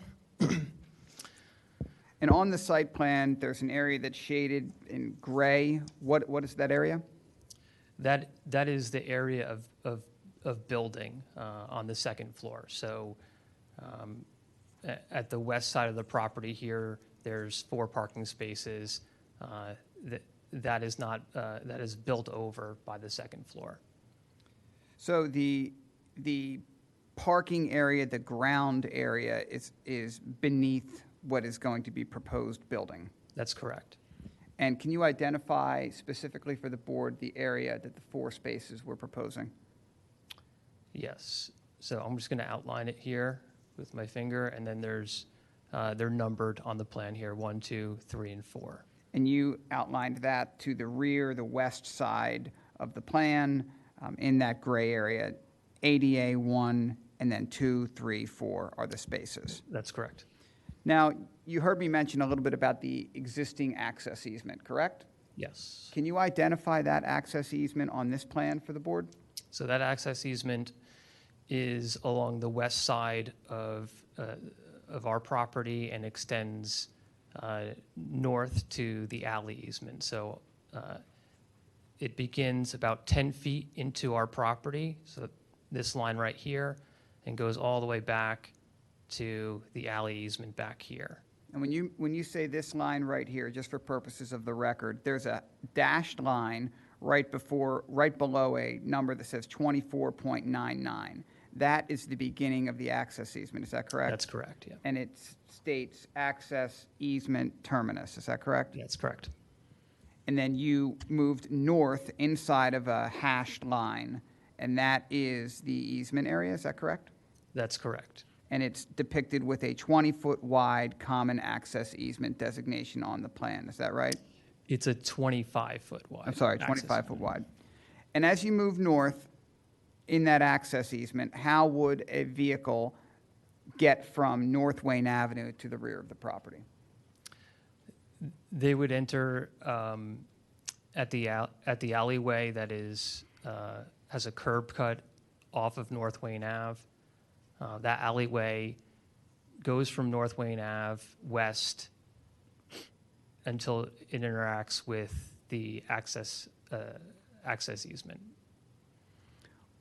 You were present at the Planning Commission meetings, is that correct? I was, yes. Was one of the areas of discussion from the Planning Commission and some of the neighbors the trash truck entrance to this area? Do you recall that? It was, yeah. Can you explain for the board how trash is received by way of this easement?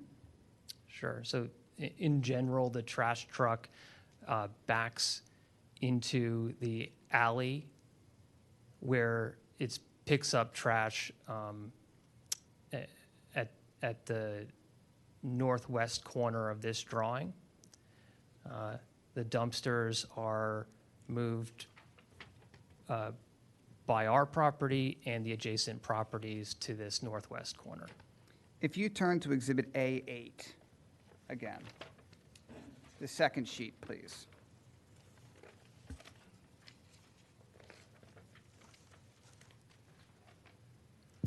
Does this depict an aerial image of the easement area that you've just described? It does, yes. And when you reference moving the dumpsters north to the alleyway, you're moving from the bottom of the plan, the red box, up towards what's identified as West Avenue, correct? That's correct. And just for depiction purposes, can you identify with your finger on the plan where that spot is? And you're noting right above kind of the last car in line that's parked in that easement area. That's correct. And the easement area itself is being parked on in this image, is that correct? Yes, it is. And that was one of the discussion points with the neighbors at the Planning Commission, is that correct? It was, yeah. And how we would essentially utilize that access area to enter the back of the property while there's not interfering with their use of the parking spaces. Is that correct? That's correct, yeah. And was one of the questions that was raised to the owner and to you, is the owner willing to adjust the entrance to his parking area so as to not disturb the parking where it's currently done today? Yeah, that's correct. And the owner was willing to do that. And you, as the architect, you believe that is possible to adjust the plan to allow for access to be taken further to the east.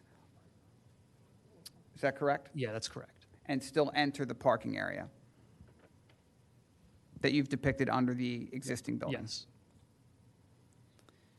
Is it your testimony then, based on your discussions with the owner, that the final design hasn't been set and that would be set during the land development process? Yeah, that's correct. The current use of the easement is as depicted on Exhibit A8, is that correct? That's correct, yeah. And that is a recorded easement against this property? It is, yes. No matter how you adjust the proposed access, it is still the owner's intent to provide for four spaces here, is that correct? Yeah, that's correct. And were additional plans explored that could propose more parking? Yes, we had initially explored utilizing this back easement and back alleyway as it's currently being used. The Planning Commission suggested that we make our proposition as the easement is legally stated, not how it is ad hoc being used. And so just for clarity, looking at Exhibit A8 that's up on the screen, you see essentially 3 cars being parked there. I think it's 3 or 4 cars, 2 blue cars and a white car. Yes, that's correct. Right here. And those vehicles are parked kind of inside of the easement area. Is that correct? They are yes, the white car is parked inside that easement. And is it your testimony that the proposed parking would not involve that area of the easement? Not to park in that area of the easement. That would be reserved for access? Used as legally intended, yes.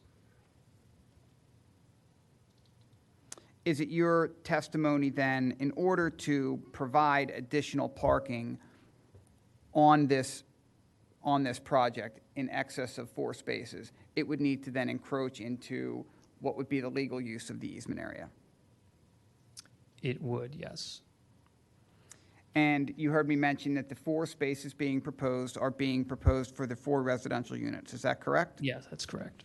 And there was discussion at the Planning Commission about the need to provide for 88 spaces, and it is the determination of the township solicitor that while an ADA space is provided, it doesn't need to be designated to any specific unit. Is that correct?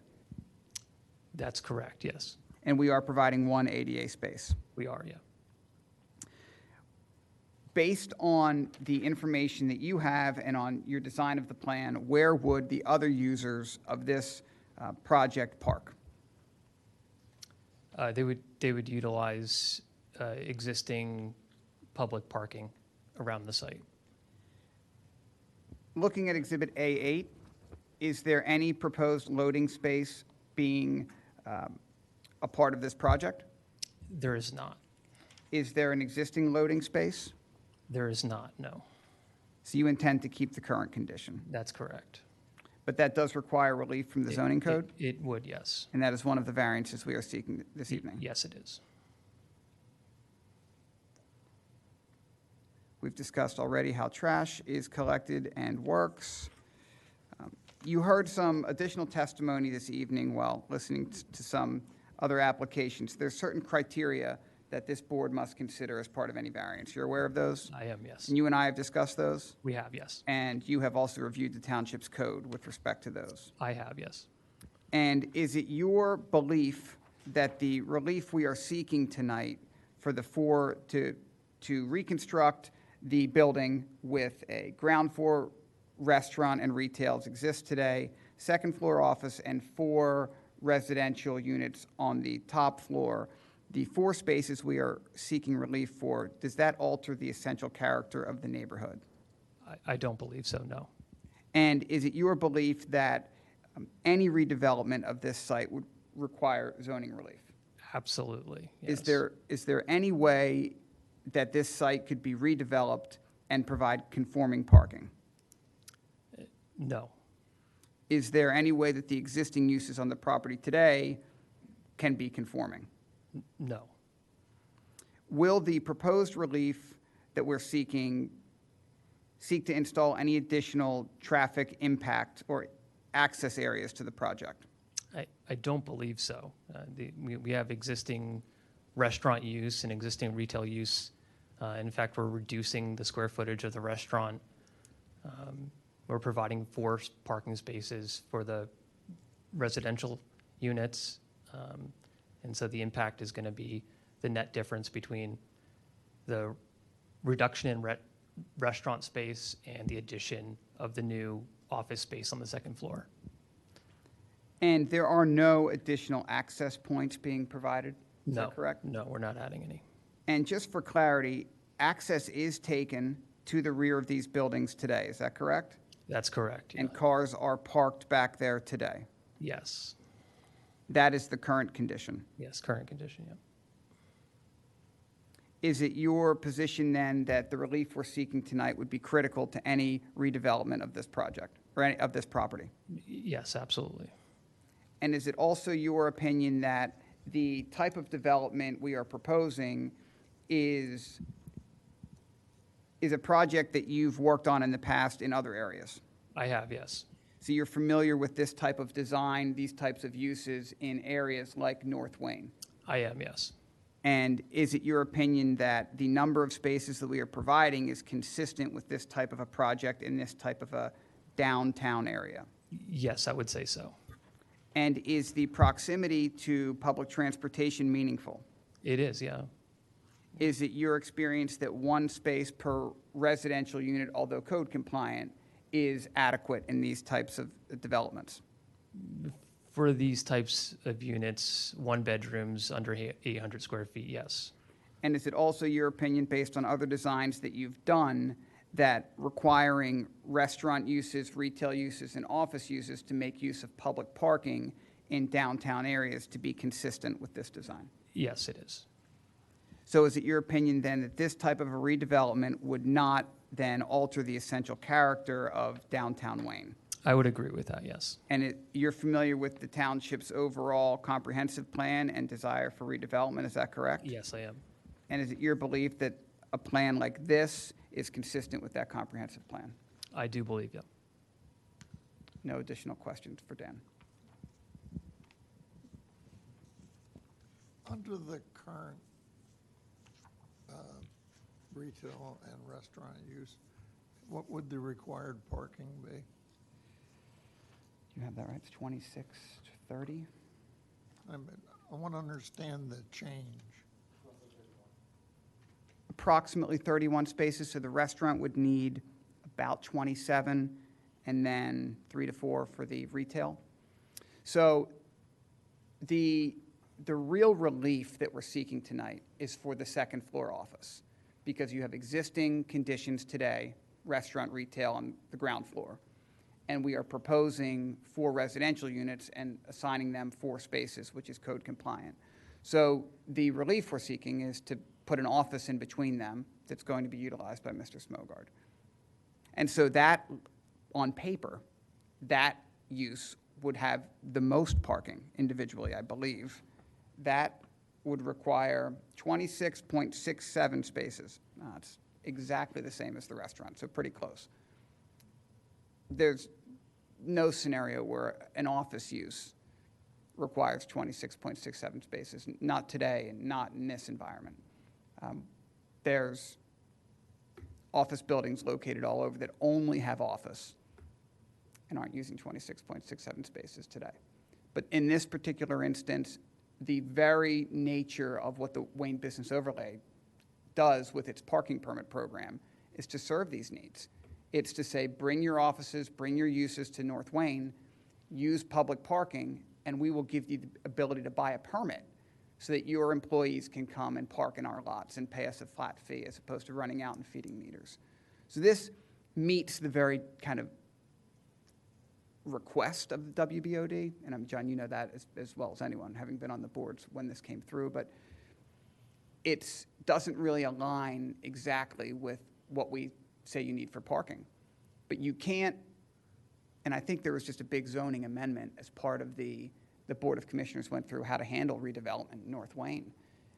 You could not redevelop any singular property on North Wayne Avenue in any capacity and meet the parking requirements, because only a handful even have designated parking, and those that do don't meet the requirements. So if in fact the township wants redevelopment and to bring life back to North Wayne, these are the types of questions you all are going to have to, I think, handle and hear. You're hearing it already tonight from a couple of different applicants, but this is coming if you want North Wayne to be redeveloped. If you do not, then you just make people hold on to what they've got, and that's that. But even in the current condition, parking is non-conforming across the board. Nobody, not one use on North Wayne has compliant parking. So it's what do they want? And I'll be completely candid with the board. When Joe came to me with this application, I said, there's no way this is ever going to get through the Planning Commission. It's sketch. I said, save your money. And we went to the Planning Commission, and they were effusive with wanting this thing. This is what we want. This is what we want to see in North Wayne. And so it got legs. And here I am. Here we are, talking to you all. But it will require a change. And honestly, the people that are here to talk about this project, I would have very many of the same concerns they have. You've got buildings that are old, that are touching each other, and so there's going to be redevelopment. And what does that look like? How can you ensure it's not going to completely disrupt their use? Well, and that's why we have building codes. But at some point, if there's going to be redevelopment, it comes with these issues. It happened, Nick's project is another great example. You have buildings that are touching down there on Lancaster Avenue. They're rebuilding it. Steepleview. It all happened, and it happens, but it's a reasonable concern for a neighbor with a business. How is this going to impact me? And there will be impact. Anybody that would stand here and tell you there'd be no impact would be lying to you. It's how well can we mitigate that impact, and what will be the benefit on the other side to everyone involved. And we think we can mitigate the impact during construction, and I'm sure we'll be put through the ringer during land development on that. We think we can meet that requirement and work with them to make sure they're okay. And we think if we can get to the other side, it'll be an amazing project that will help to bring other projects like this to North Wayne. And that was the directive we got from the Planning Commission, and we believe it. I'm a believer. here I am.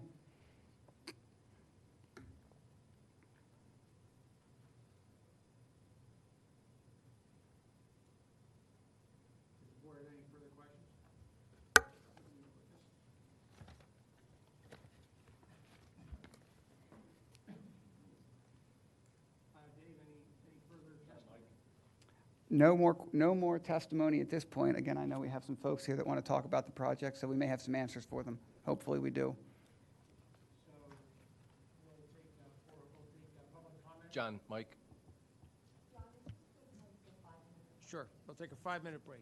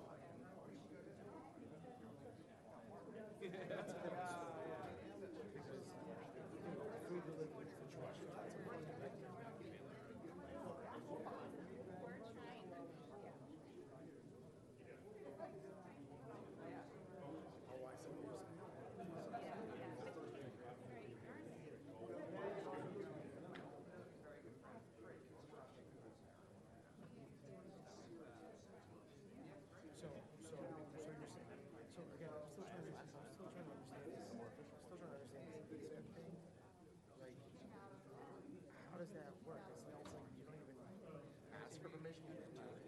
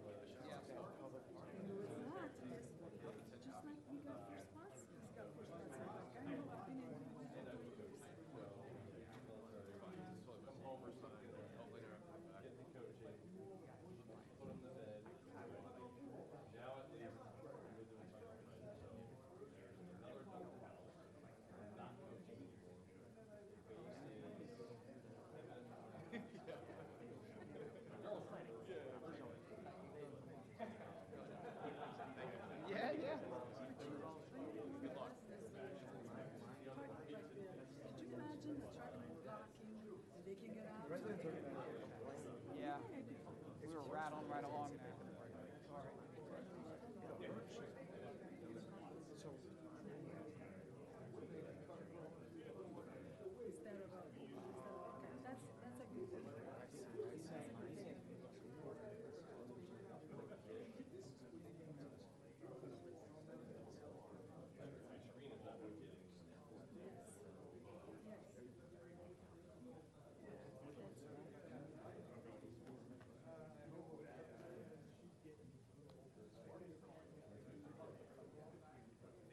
We're back.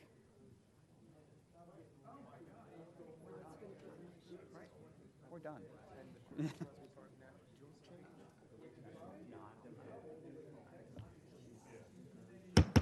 Let's resume our meeting, please. I think we're up to what, public comment?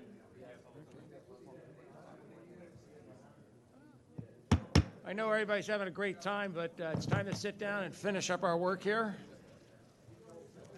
Back to school.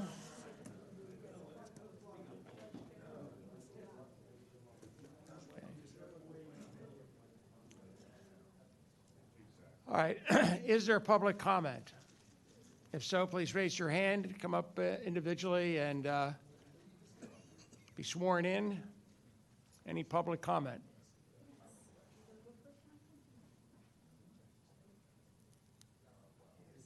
Or forever hold your peace. All right, come on up.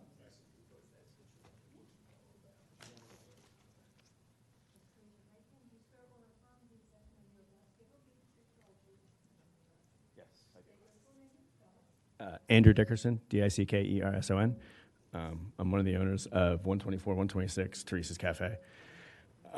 We share the alley. My biggest concern, and this is a big ask, is having public underneath in the back in their carport. It would be nice to have a carport back there for us, but well, anyway. Having residents sharing this alley, regardless if the easement is against the fence or as it's been utilized for 30. All right. All right. I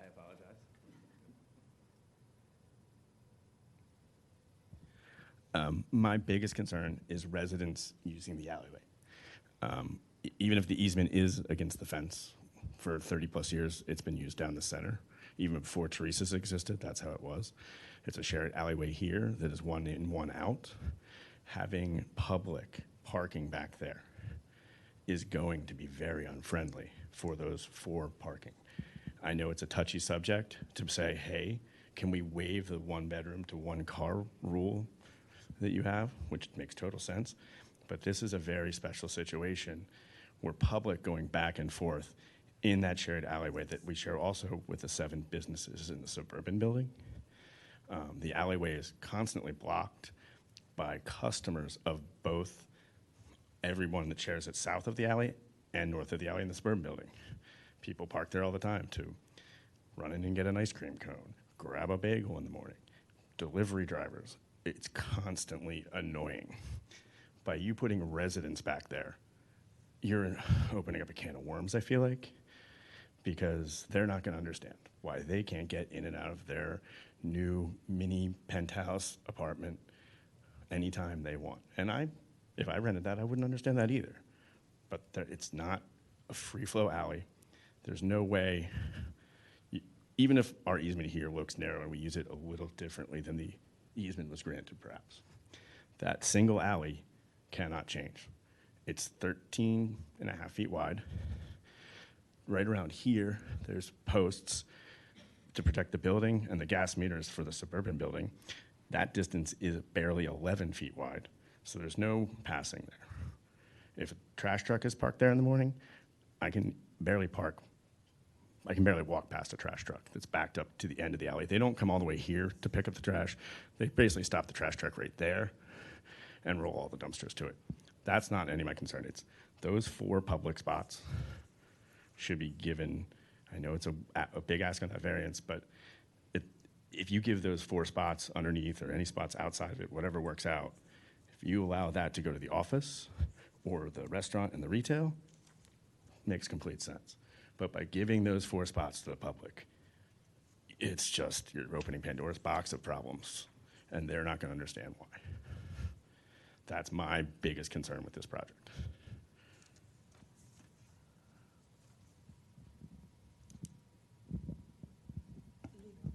Thank you.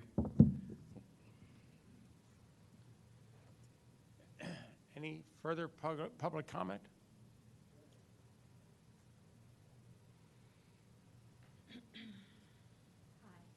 Hi. Do you swear or affirm the testimony you're about to give will be the truth, the whole truth, nothing but the truth? Thank you. And your full name, please. Paola Coppola. P-A-O. Use the hand mic, please. Oh, sorry, John. Is this on? Yeah, Paola, Paola Coppola. Last name, Paola Coppola. I'm the owner of Paola's on North Wayne Avenue. Paola's. The restaurant's name is my first name, Paola. And I've been there for about 30 years now, and I know exactly what happens in the back of that alley. It's not a pretty sight. It's very congested as it is. So definitely not the parking. I would agree with Andy that the 4 parking spots should not be given to the apartments because it all costs just a mess. There's a lot of trucks that block the ways most of the time. We need to wait to get out.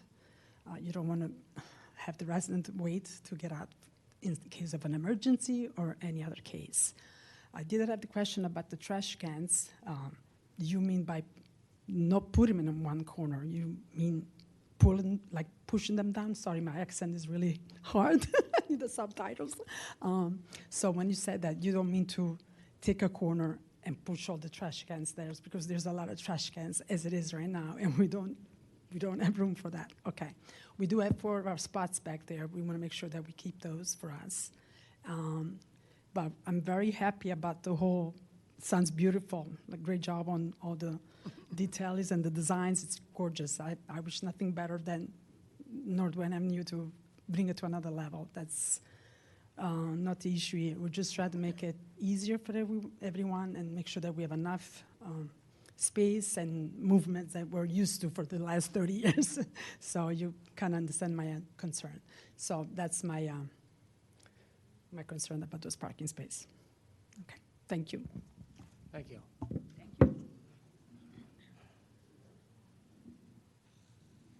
Any further public comment?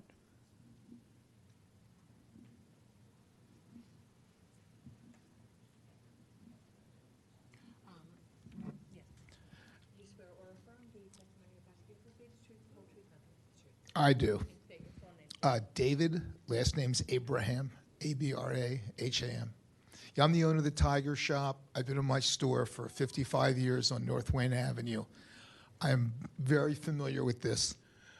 I have a question about this, where am I? Here. Where this easement is.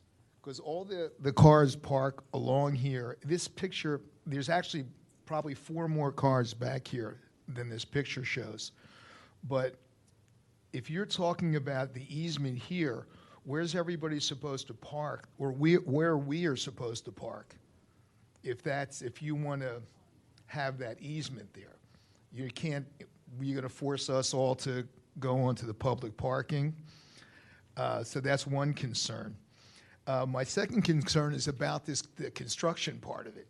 I mean, these guys all, Teresa's, Paula's, they all have outdoor, Chris is back, they're all outdoor dining.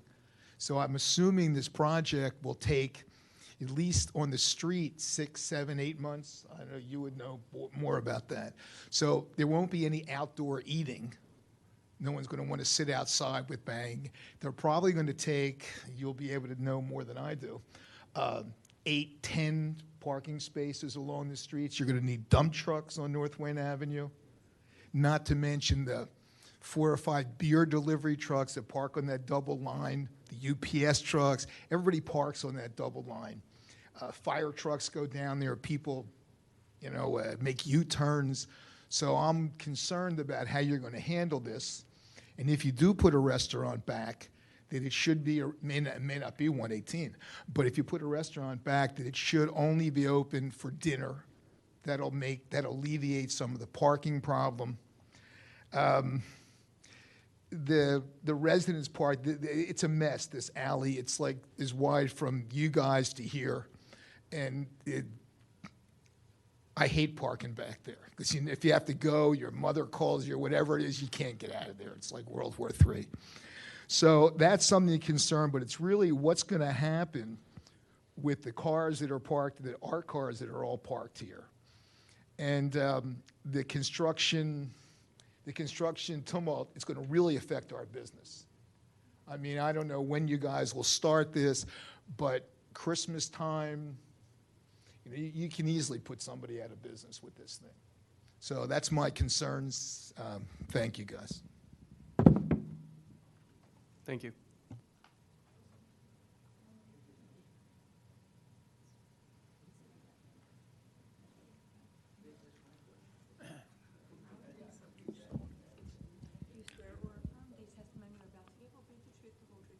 I do.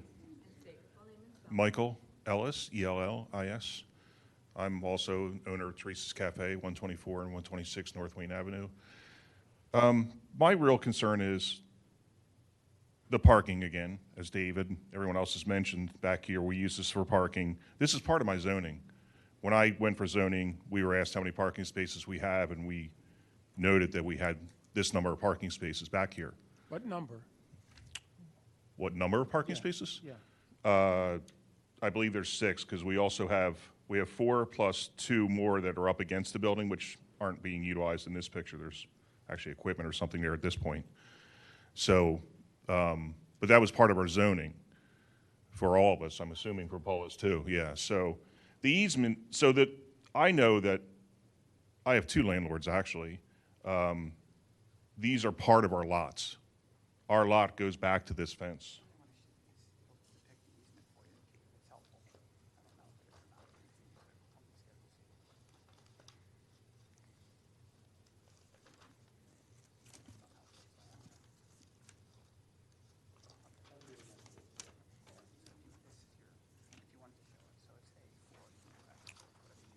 So this actually explains what our easement is? Does this show that we can't use this as parking? Because my drawing our property line goes all the way back to the fence here. Yep, so Back here. I'm just using A4 with the witness here. Just showing that the legally depicted easement is here on A4. And we agree entirely with what everybody is saying, which is there's an easement and then there's a common use, which is distinct from what the easement has. So the easement has, it's this 25-foot, you see it depicted there. This is off of the recorded document. It's 25 feet wide. It's located all the way to the west of these properties, to the back. But folks have historically parked back in here, whereas really the parking is supposed to be to the east. It's just not what people do. They haven't ever done it, and that's just how it goes. So people park inside the easement. That's not what the easement's for. The easement's for access. It's just not how it's used practically by anyone. Those easements that you're talking about going back along the fence, are they all the way along that fence, or one easement after another for each of these properties? One big easement, John, and it starts at this hashed line I'm showing on A4, and it says, Go ahead, I can't see it. access easement terminus. And then it runs all the way behind, it runs behind Teresa's, it runs behind Paola's, and it goes all the way up to your alley, which is located to the north on the plan. And that alley comes in from North Wayne. It's all tied together for access to the rear of the properties. And this is a deeded easement? It is, yes. For each of I count 4 properties, if the lines mean anything. Yes, it's of record. And I think it's been of record a very long time. Yeah. It's to provide folks access to the rear of their buildings, which have historically been used, I think, for storing trash, for parking for employees, however they've used it. That's how they get there. They get there by running next to the suburban building, turning south, and entering back in here. So is there anything that dictates what that easement is allowed to be used for? It's an access easement, so it's used for access, ingress, and egress. So all 25 feet is used for that? That's what the Is easement. that on your property also? It stops, actually. Just our property line is the solid line, so it only comes onto our property maybe 10 feet, 10 feet onto our property. We're also the end, so all we have to do, 118 and 118, just get to our property. And then once we're onto our property, we don't need the access easement anymore.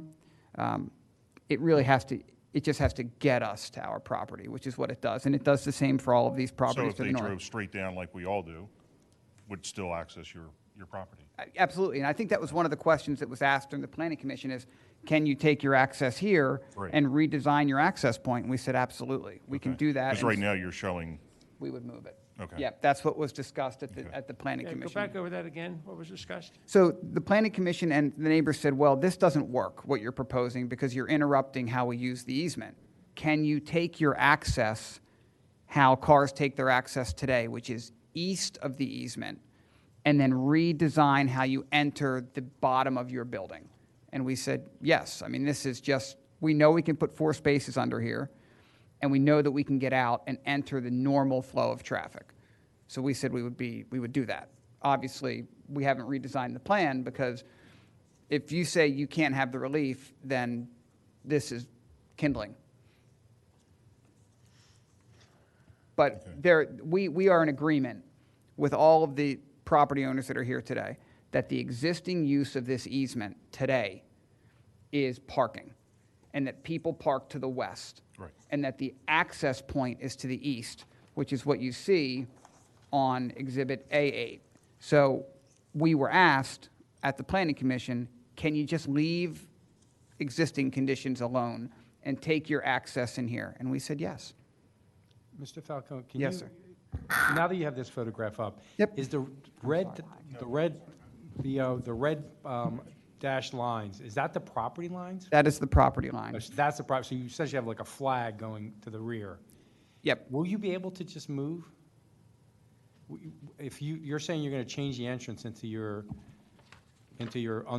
covered parking. There's a small, like, wall, I guess, was here, right Yep. there.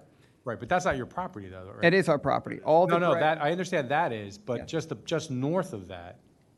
We That, can't, exactly where that's- right. And we aren't proposing to do any building in that area. Right. All of the building is on our site. None of that will change. Understood. It's the way in which we access the rear and sub level of the building. So we can bring cars in going down the kind of unrestricted portion. Right. And into our property and then out without disturbing. Assuming you get everyone along, each property owner to agree. They would have to agree to Right, that, that's what I'm saying, correct. okay.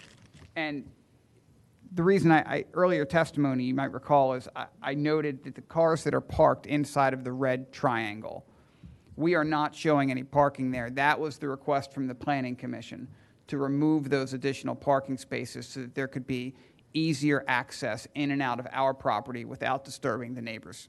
And so we said yes. And they also didn't think that the additional parking was good. They wanted less parking to the rear of the And that buildings. required you to reduce the building to Yeah. do that, right? Yeah. Okay.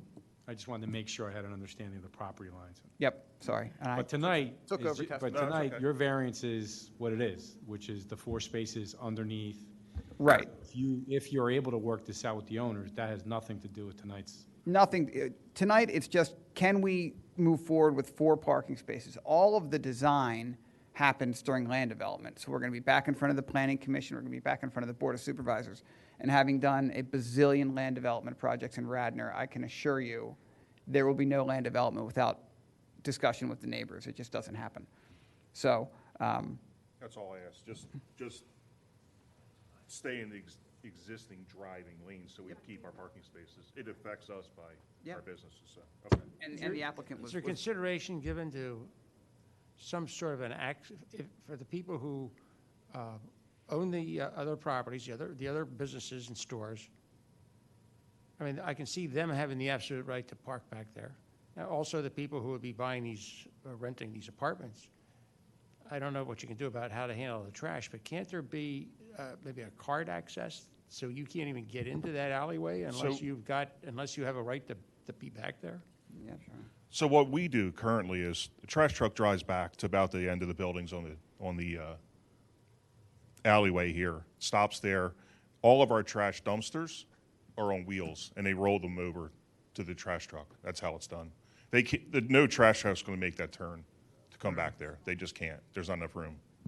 So. Well, I was more thinking about the concerns that people in the back, they have an apartment, they turn, they want to park their car there, and they can't because somebody's there. That's our life. It happens. I don't even park back there because I can't get out half the time. It's almost impossible. I leave it for my staff, and they have a couple of their cars back there, and that's it. That's all we can get back there. So. Okay, thanks. Thank you.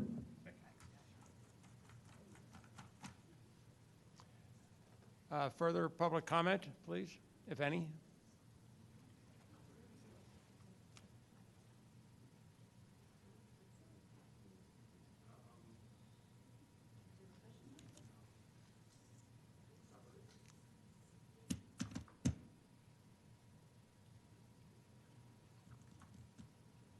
Okay, I guess there's no more public comment.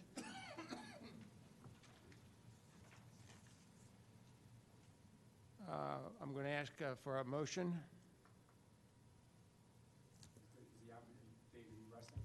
Oh, I'm sorry. Did you You're rest? done. I would just ask that our exhibits be moved into the record, Oh, please. okay. Accept without objection. Any further testimony from the applicant?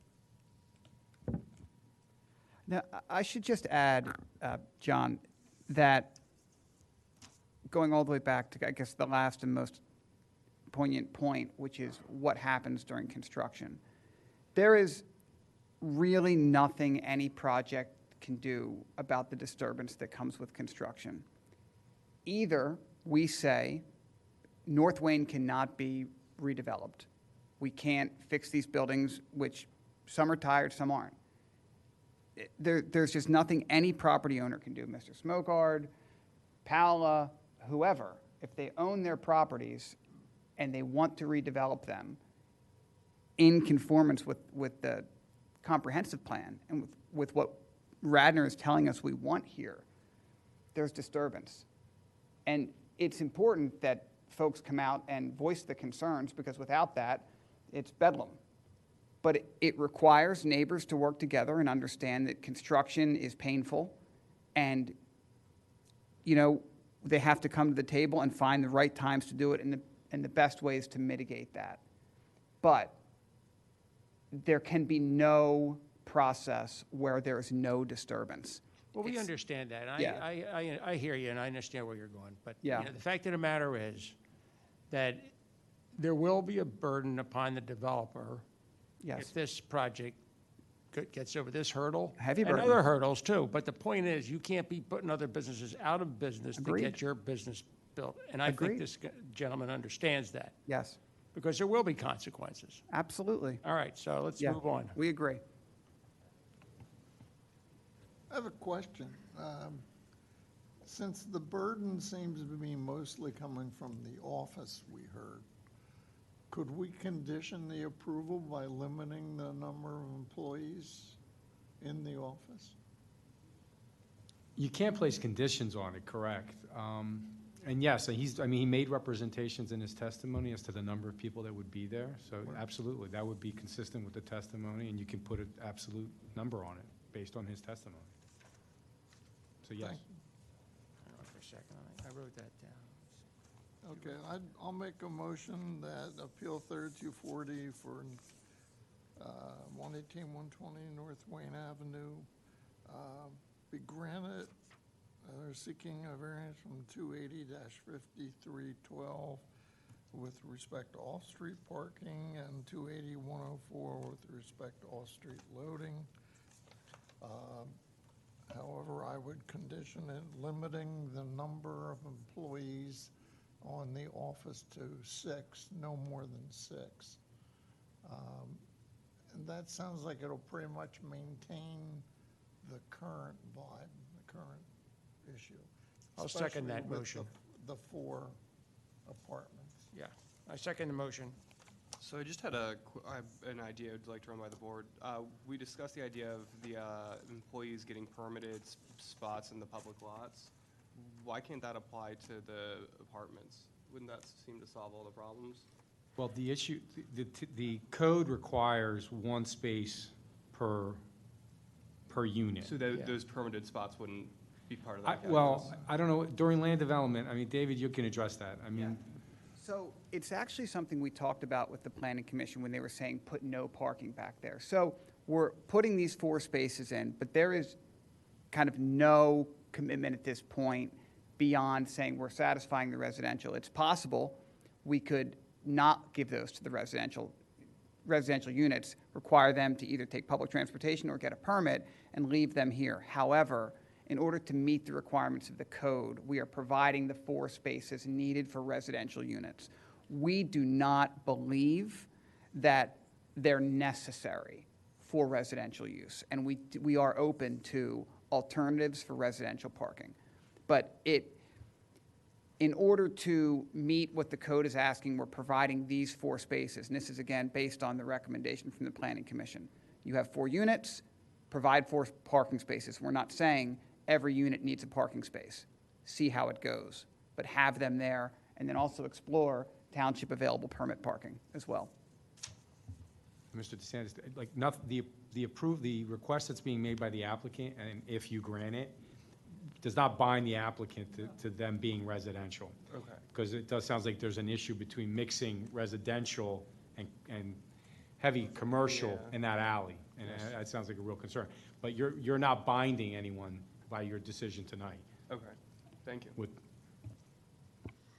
So we have the motion, it's been seconded, I'll call the vote. Aye. Aye. Aye. Okay, the motion passes. Good luck. Thank you. Mike takes the easy ones, John. Let's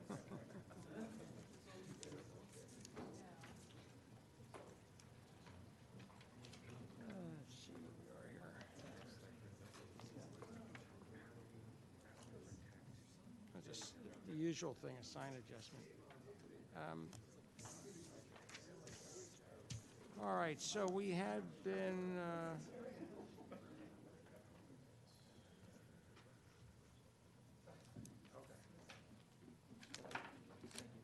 okay. Yeah, okay. All right, so the next item on the agenda is appeal number 3242. The applicant, William Levis, property located at 712 Malin Road and zoned R1 residential. Ladies and gentlemen, if you can take it outside, please. All right, take it outside, okay?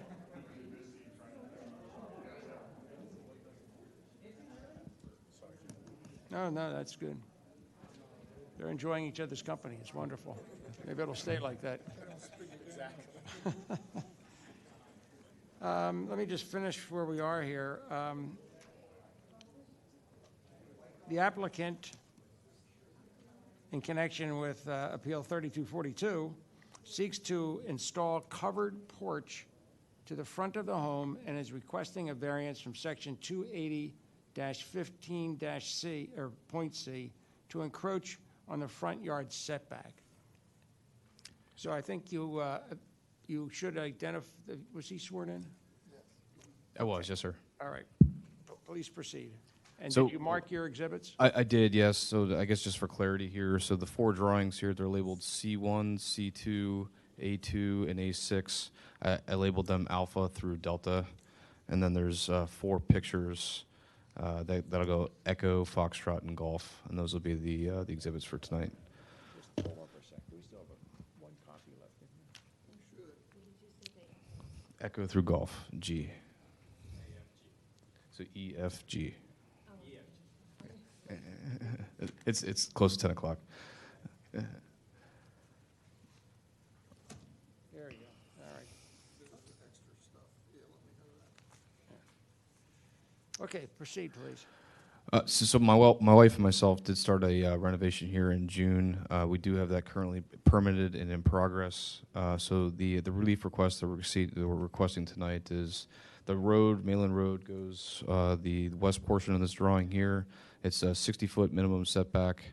There is a current walkway that goes in front of the building enclosure here, and then a concrete pad for a stoop. We're asking for approximately a 31.4 square foot or an 8x4 projection of a roof that goes at most encroaching on the set point of 2.9 feet. So the better way to look at it is down here in the bottom of C1. You can see the proposed roof line just does nothing more to cover the already stoop, which is already paved here. And again, that's at its most is right here. The portion of the drawing is 2 feet and 9 inches into the variance portion of the zone. I'll just show a couple different drawings here to show you what it would look like. And the best way to explain this is a A6. So this is Exhibit Delta.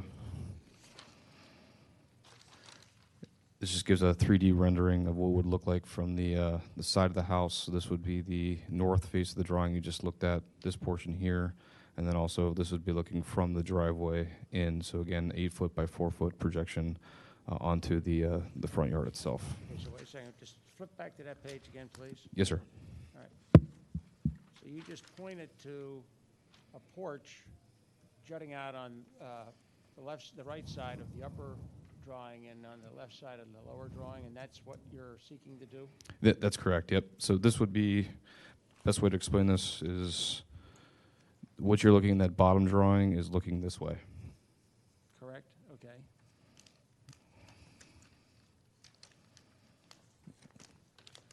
So with that, I'll just show some pictures of what the current infrastructure would look like. So this is the current under construction zone here. So if you look to the right of the house, you can't see our current neighbors here with the trees that are in the portions. And then if you look to our left as well, you can't see our.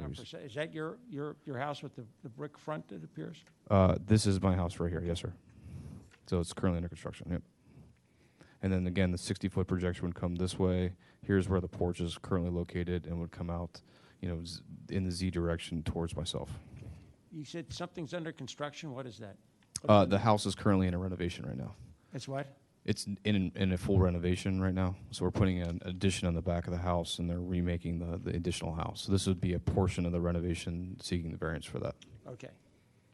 And then this last picture here, which I've labeled as golf, is just a close-in variance, a picture of what we're seeking here this evening.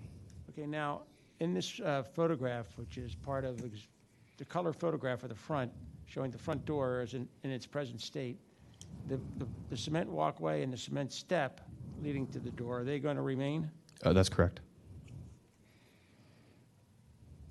And what is the distance the porch is going to come out? It's going to come out 4 feet this direction, and then it's going to be exceeding the 60-foot setback by 2 feet and 9 inches. Will it cover the walkway? It will cover a very little portion of that walkway. That's correct. Out to the leading edge, the closest part to the photograph. Correct. It would not come all the way out here. Okay, It's just going to come like right here. How far out does it come? It comes out 4 foot from this direction to here. Okay. Okay. Okay, go ahead.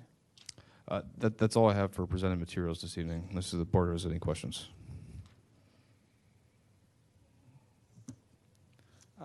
Have you discussed the project with your neighbors? I did, yes. And do you have any letters or? I did not, just verbal conversations with both my neighbors and the folks that live behind us, and no objections. Do any of the neighboring houses around where you live here, do they have similar little porches around the front door? That's correct. Some do. The reason why ours does not is the 60-foot setback for whenever they designed this house in the 60s. If you look at the corner of my house here, this goes to that 60-foot setback right here. So you physically wouldn't be able to do that without some sort of variance.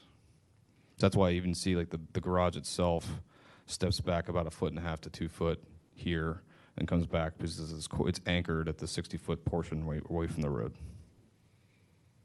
Okay, all right. So I guess the last thing I'll say, just what we're arguing this evening is it's just a very de minimis increase, encroachment upon the 60-foot setback from the road. Okay. Okay. Do you have any other testimony? I do not. My wife's here, but unless you would like her to speak, she fully supports me. Only if you want to have her address the issues that we're here about tonight. I think we're okay, sir. Okay. Does the board have any questions for the applicant? Same, yeah. Public comment? Seeing no public comment, I'll call for a motion. Oh, yes. Did you move your exhibits in? I thought you said already that you did. Okay.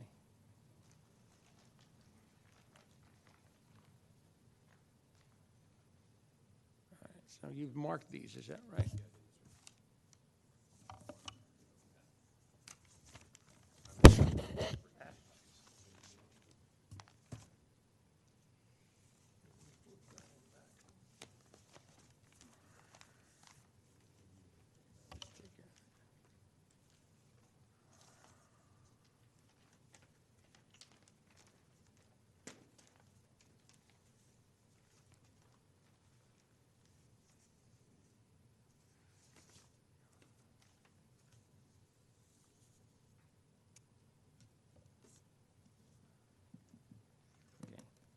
May I have a motion, please? Yes, so this is Appeal 3242, the applicant William Levis, property located at 712 Mainland Road and zoned R1 residential, looking to grant the applicant's variance to install a covered porch to the front of the home and is requesting a variance of section 280-15.c to encroach into the front yard setback, consistent with all testimony. Seconded. Call the vote. Aye. Aye. Aye. Okay, the vote passes. Good luck.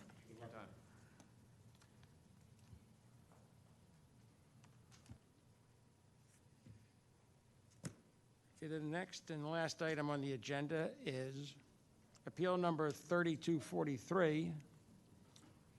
The applicant, 165 Radnor Hotel, TRS LLC, property located at 165 King of Prussia Road and zoned PLO.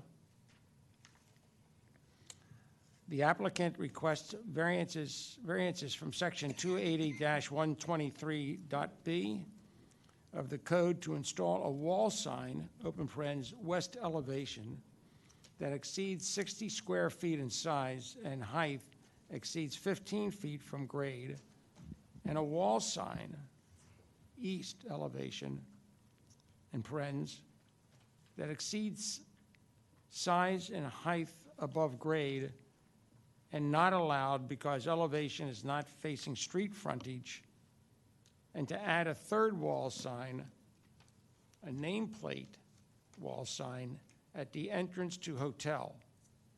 Variance from section 280-122C.3, requesting an awning that exceeds the allowable size.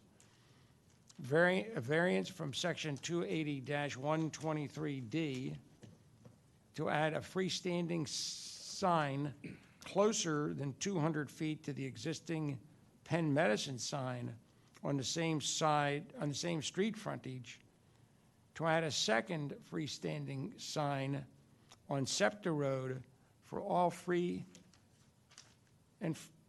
all freestanding signs to be in excess of the allowable 75 square foot limit, and a variance from section 280-123A regarding total allowable sign area. Thank you, John. Thanks. I do.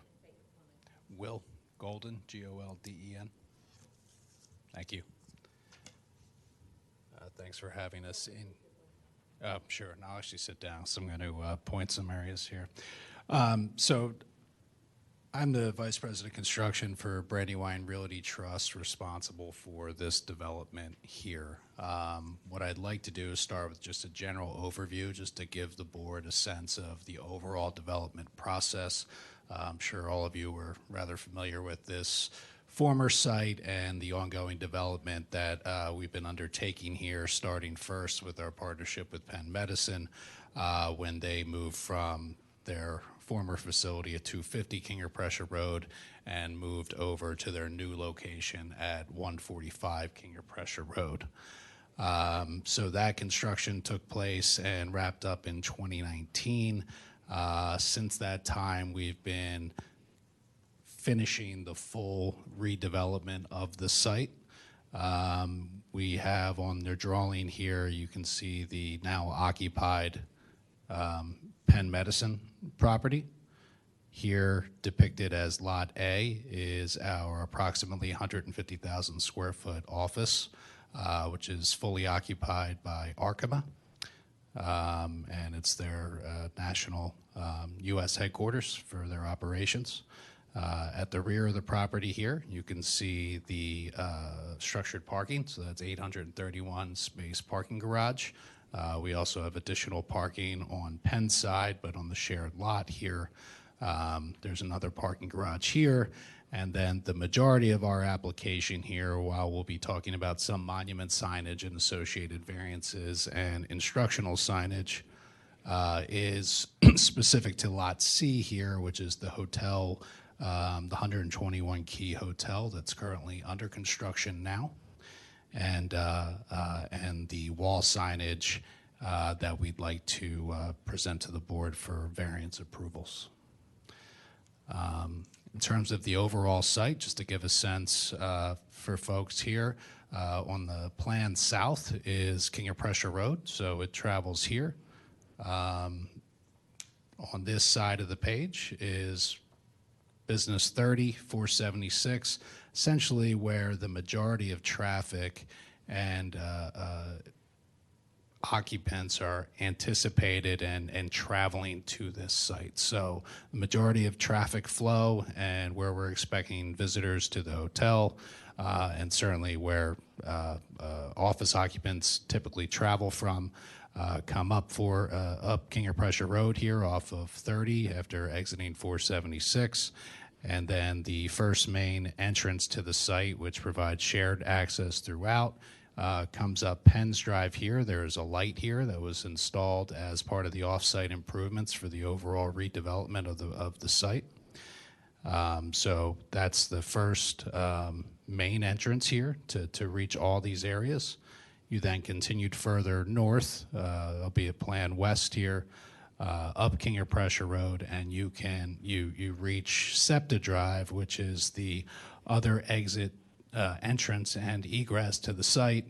It brings you up on SEPTA Drive here. You'll provide access to the back of house loading areas for both the office and the hotel that's under construction.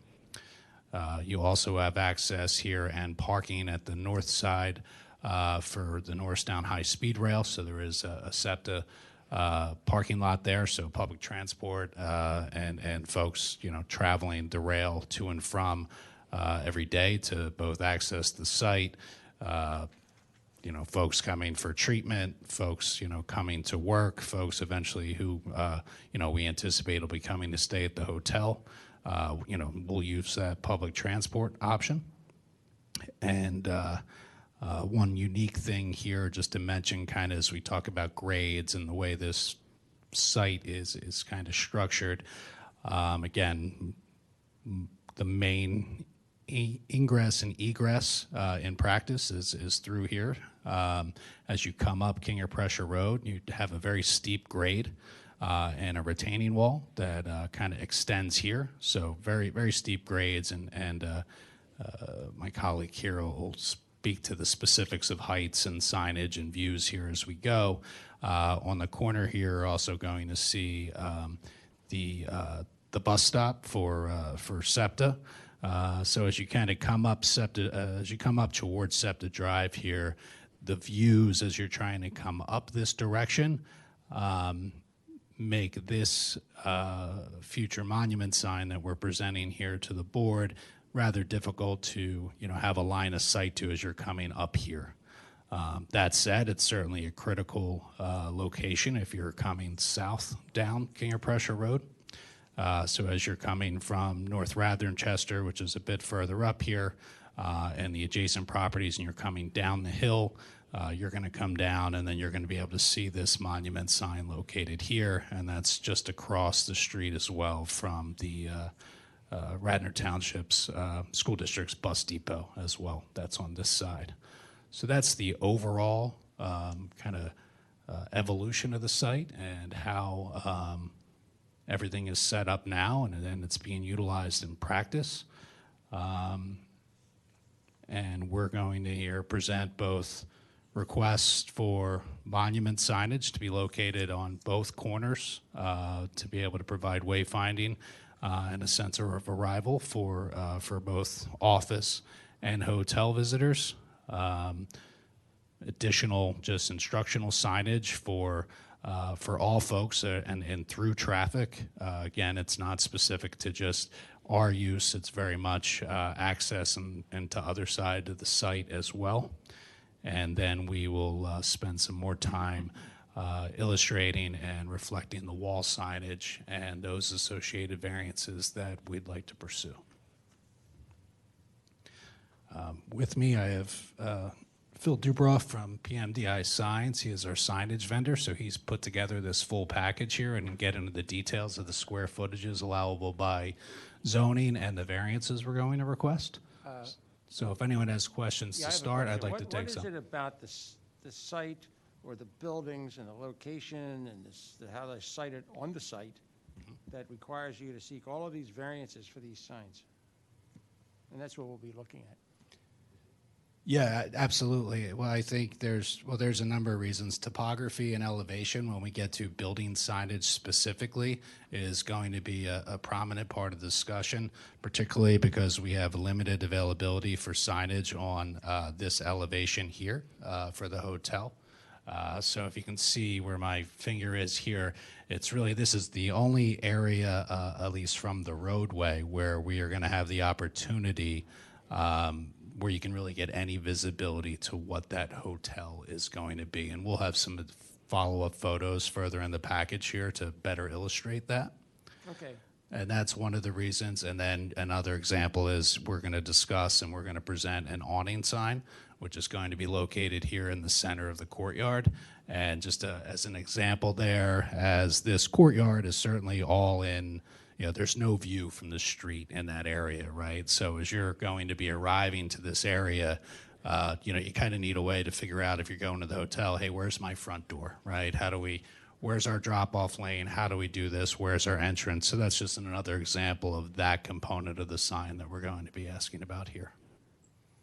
All right, go ahead, please. Thanks, John. Got the same thing there. Phil Dubroff. Have a seat, raise your right hand. Do you swear or affirm the testimony you're about to give will be the truth, the whole truth, nothing but the truth? Yes. And state your full name and spell it. It's Phil, P-H-I-L, Dubroff, D-U-B-R-O-F-F. Very good. So as Will actually outlined beautifully, it's just the purpose of all of this is, of any signage, and specifically this, is to create a sense of arrival and also an ease of visibility to access it. And that ease aids to the safety of a visitor to the site. And so the monument signs, starting with those, well, actually, we'll start with the wall signs. So the wall sign on the west elevation, okay, let me see, we'll say, so we're saying here. So if you were driving around, you'd see how high this elevation is, or, you know, where the building is. And so this we determined actually would be ideal, especially when you're coming from Radnor Chester Road, coming up, and from here to get that angle high enough to see. So it's really just a practical application of a sign. So the sign itself would be a combination of illumination and non-illuminated. And when we say illuminated, so part of, this is a boutique hotel. Would you say that's accurate? Okay, so really the tone that you set with the signage is important. You know, you don't want anything garish. Can I ask you a question? Absolutely. Will any of the signage on the building, or any of the Mhm. that were shown here, will that be visible from I-476? No. All right. No. Go ahead. This is, what's interesting is I would characterize the building and the setting of this as actually intimate, because as Will had mentioned, that once you get into the area here, you just have the building there.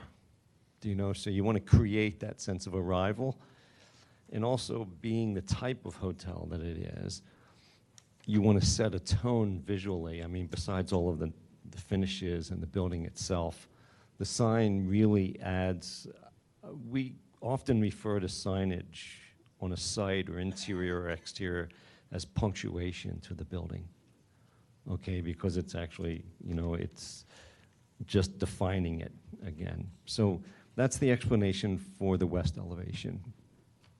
Okay, so this would be what we call halo illumination, which means that there's no direct light. The letters are mounted off the wall, and there's a halo light created from the inside of the letters and reflecting back on the wall. And you would expect that to be visible from King of Prussia Road? Absolutely. Okay. Yep. There's actually no question in my mind about that. Okay, going to the east elevation. So now this is addressing the visitors coming in off of the SEPTA rail, and also for passengers going past the site to alert them that the site is there as well. Okay, and this is high enough that that would address that.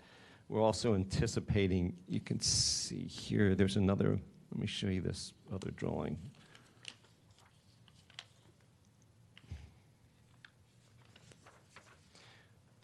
So you already have trees here. This is jumping ahead into the instructional sign, but you can see how this space, when you come out, you kind of walk out in the middle of nowhere. I mean, I sat there one day before we started developing these drawings, and you really walk out there, and it's you're by yourself. You just see the end of a building. So this elevation, this east elevation, is the sign is smaller, although because we're seeking relief because it does not face a street frontage. Okay, so there's actually 3 areas. A, it's not allowed because it's not on a street front. The size of it and the height exceeds, the 15 feet that is defined by code. So those are the 3 areas that we're seeking relief from for that sign. And going back to the west elevation, we're seeking it for, again, the size and the height. Okay. Okay. I'm looking at the signs that are on, I'm not sure which page this is, but it's this one right here. You have the outline of a human figure. That's what, somebody 6 feet tall, supposedly? Yes. Okay, so, and how high is this sign then? Hold What's on the now. dimension? Yeah. It's got to be about 12 feet high and, No, not at all. It's under 10. I think the allowance is 10. okay. And Yeah. how wide is it? Yes. So that is 10 foot is overall. We're measuring the square footage, since we'll jump to that one, to that monument sign. And this sign in particular would be by the SEPTA Road. At the entrance? Yes, at that corner, Okay. right? And So the it's smaller. variance that you're seeking, it's not because of the height, it's because of the square footage or the volume of it? Well, that's part of it, yes. So the signage, we're allowed 75 square foot limit. So this would not only exceed that, but it would also be the second sign. So if you go to the other sign, we're calling it A8, but this location, this sign, okay, this would be across the street from the Penn sign, okay? So we're seeking relief for this because it's less than 200 feet away from the other sign, from the Penn sign. What is the distance? I would say maybe 50 or 60 feet. It's, it's the distance of the road. Let me see here. I'm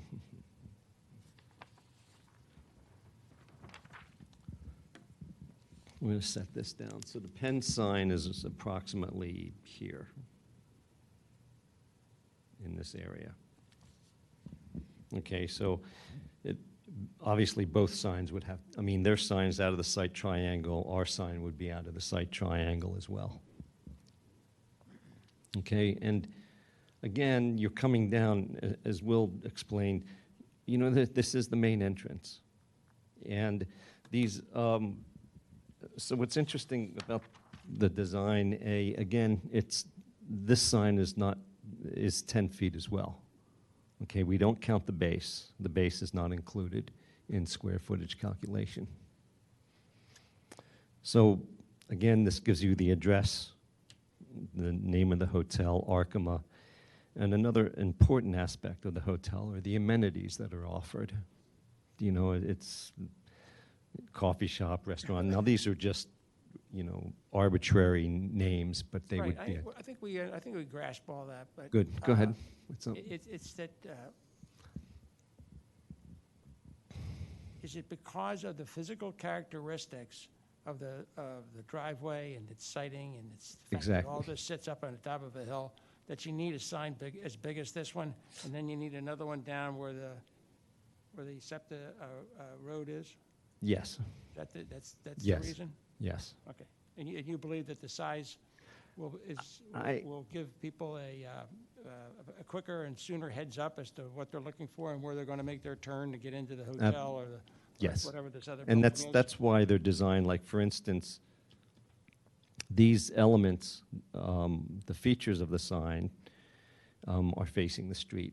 So it gives you a little bit closer view so you can see where you're going. So yeah, that's actually the crux of it, is just making ease of entry into the site. And you can't achieve that with a smaller sign? Not as effectively, I don't believe, because you figure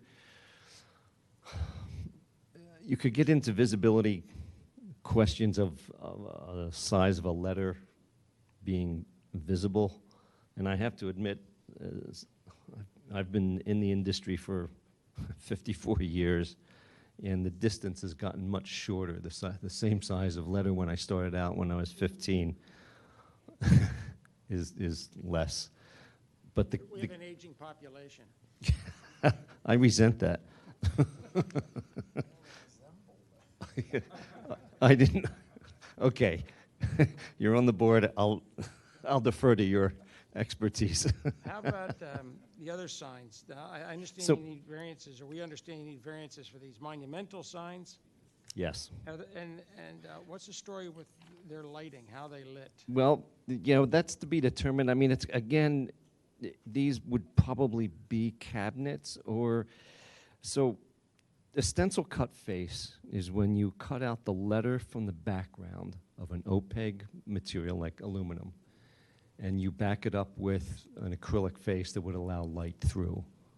Now, that's one way. You can also call it a push-through letter, and now that same stencil cut now protrudes maybe a ½ an inch, which creates a really nice light that goes around. That's really what we were thinking here. And especially for the address, we would do the same way. So the lighting, again, would be fairly subdued on these. And, I mean, You need a variance for the lighting that you're proposing? No, Okay, no. then we can move on. No, not at all. So okay, can we go back? Let's talk about this hotel plaque. So this hotel plaque is required by the franchise. They say that if we can't have this, then Paul's words were no deal. So this is, 8-inch by 18-inch. So this sign is 1 inch wider than this piece of paper, and it's a ½ inch shorter. So this is, this is actually 11 by 17, so it's 1 inch wider and it's 3 inches shorter than this piece of paper on that wall, as a designation of the specific characteristic of this hotel. Okay.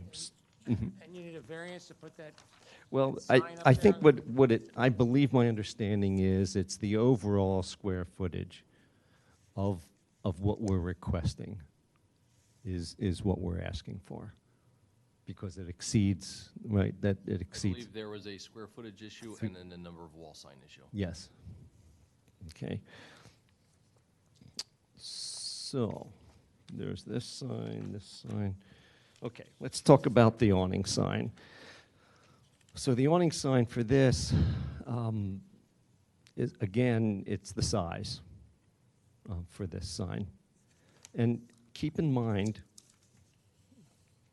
that when you drive in here, again, it's about setting a tone. I don't want to make it sound like signs are just so important that you can't do it, but the fact is, there is relief when you're driving to a destination, okay, and also to set a tone in this environment. This is pretty intimate, as far as space goes. So you're driving in, you're going past these other buildings, and then you see the entrance, and it's reinforced by the sign on the awning. And again, and that's a structure, the awning is a structural element of the building. So, I mean, that's going to be built, and the sign would be attached to that. I'm looking to, oh, I see, you got a different picture than I'm looking. Yeah, yeah.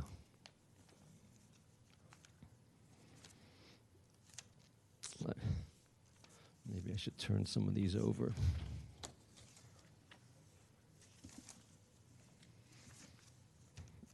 Okay. And again, that's limited lighting. Okay, it's more, I mean, it's really, I mean, I've seen the sign industry change so much over the years. It's actually exciting, just from a manufacturing standpoint, with water jet and CNC routing. The franchisee wants to have that sign up there. Yes, they require it. So does franchisee also want the sign on the awning? Is that a condition? No, that is not a condition. That's a condition that we're requesting, because at that point, there's no other area in here except on the informational signs that tell you that it's in the specific location that it is.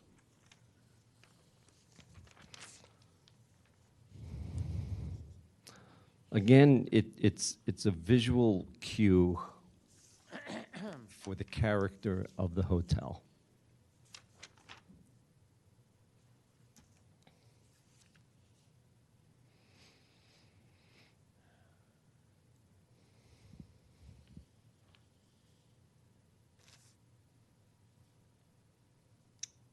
What are you thinking? Well,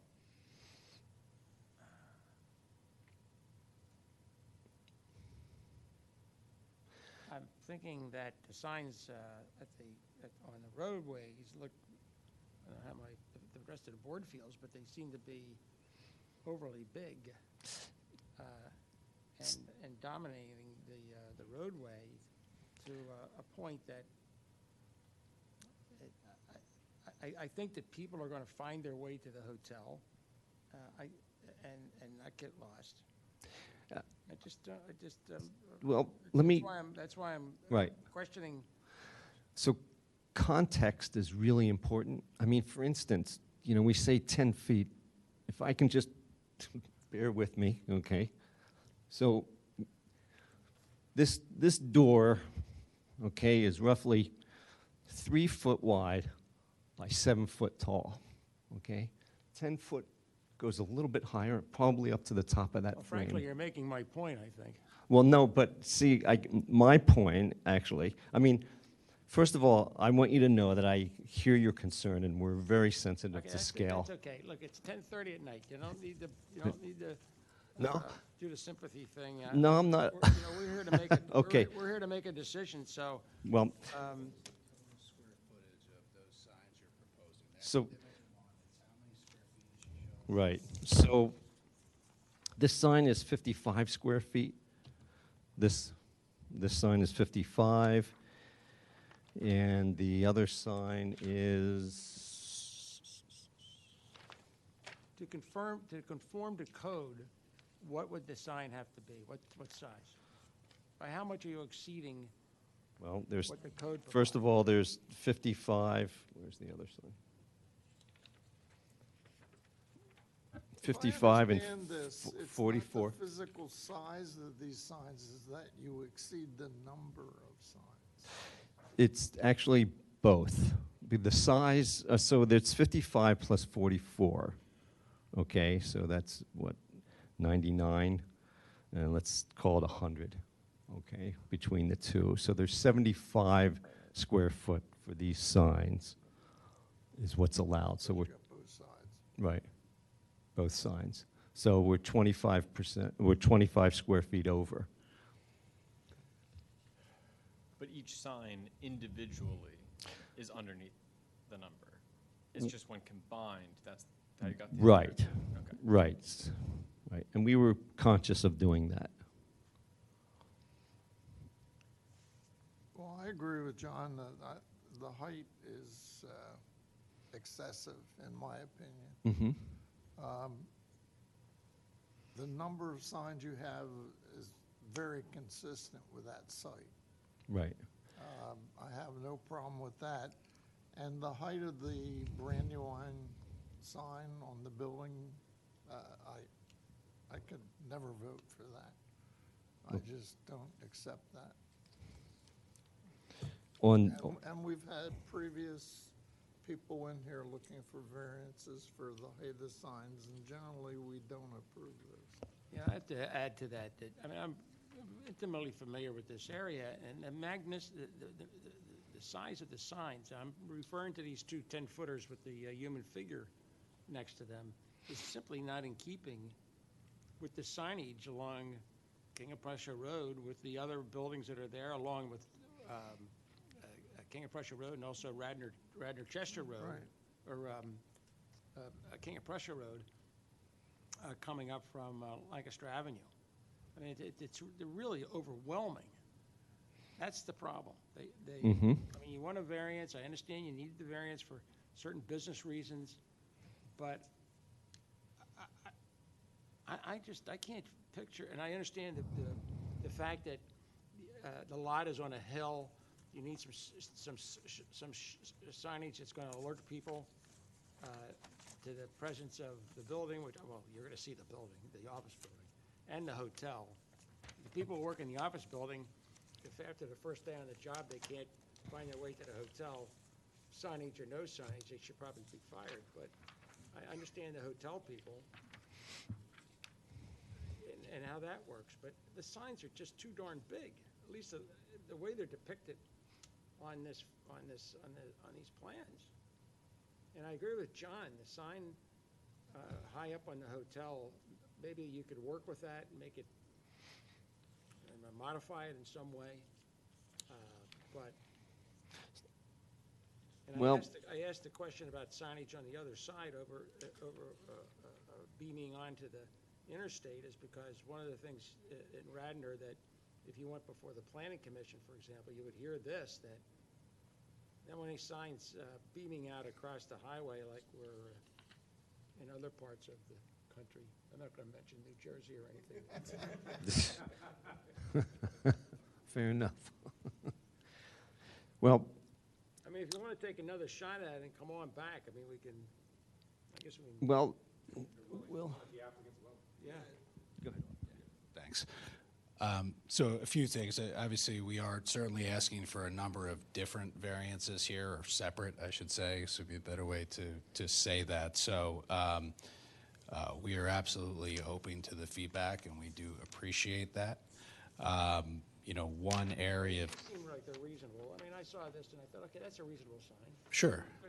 It helps to appreciate the size of it when you've got the human figure standing next to it. You put a human figure next to that sign, and it harkens up memories of ancient Egypt. I mean, it's really it's just huge. And I appreciate the artistics and and all of that, but it's going to stick out like a sore thumb on King of Prussia Road. It's like beginning of 2001. Yeah, it's really it's like this. It may not be the best image in the photo there. Frankly, I do believe that the adjacent Penn side may be the same height, if I recall correctly. I don't know offhand, but I'm fairly certain it's about that same height right on the other side. So I don't necessarily agree that the sign's entirely out of the signage that's been installed along King of Prussia Road, but I do understand your point and agree that as you see it rendered there, and granted, you're never really going to have a situation where someone's walking next to it, but I do feel that that sign and height is both under the allowable square footage, but and similar to what's adjacent. So there might have been some relief granted to Penn for their sign that is on the side. But no, Penn was in for the parking garage. Right. Oh, that's right, the parking garage. Yeah, Right, they yeah. They didn't get any. They got turned down for a sign that would have shown Face over 476. at 476. Oh, really? Yeah. That was way up. Sure, yeah, this would not be visible from, the wall signage that we're proposing here would not be visible from 476. Correct. We would not need relief if we only needed one monument. It's the uniqueness of the site with the, the two entrances and the fact that we believe that most folks coming in will be traveling from 30 and 476 coming that way. To your comment, which is fair, and frankly, I may or may have not said the same thing at times. If you need so many signs to find your office every day, think about the value of that person coming to work. But on the flip side, our tenant that is in that building is a global company. So in terms of folks coming and going, they frequently do have guests coming in from France and other parts of Europe. So it is a reasonable expectation that it's not a constant everyday employee coming and going from the site. So there is that component there as it relates to, making it really important to have that wayfinding. Do you designate either of these entrances as being the primary entrance to the hotel? The overall intent of the site from an overall planning perspective is our view is that the Penn Drive is always considered the main entrance. From a safety perspective, that's also where we have our traffic lights that were put in as part of the off-site development. So from a practicality and use perspective, we consider that to be the main entrance of our site. But of course, we also have the access over at SEPTA Drive as well. So you could get away with a smaller sign at the SEPTA entrance and have your primary sign at the light. Potentially, yes.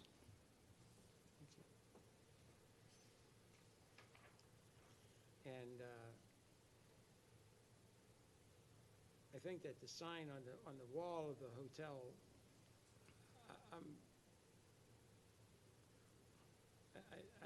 I guess there could be some adjustments to that in terms of height and its positioning and whatnot to keep the hotel company happy, but I don't think that's the largest of the problems with what I'm seeing here. What's it?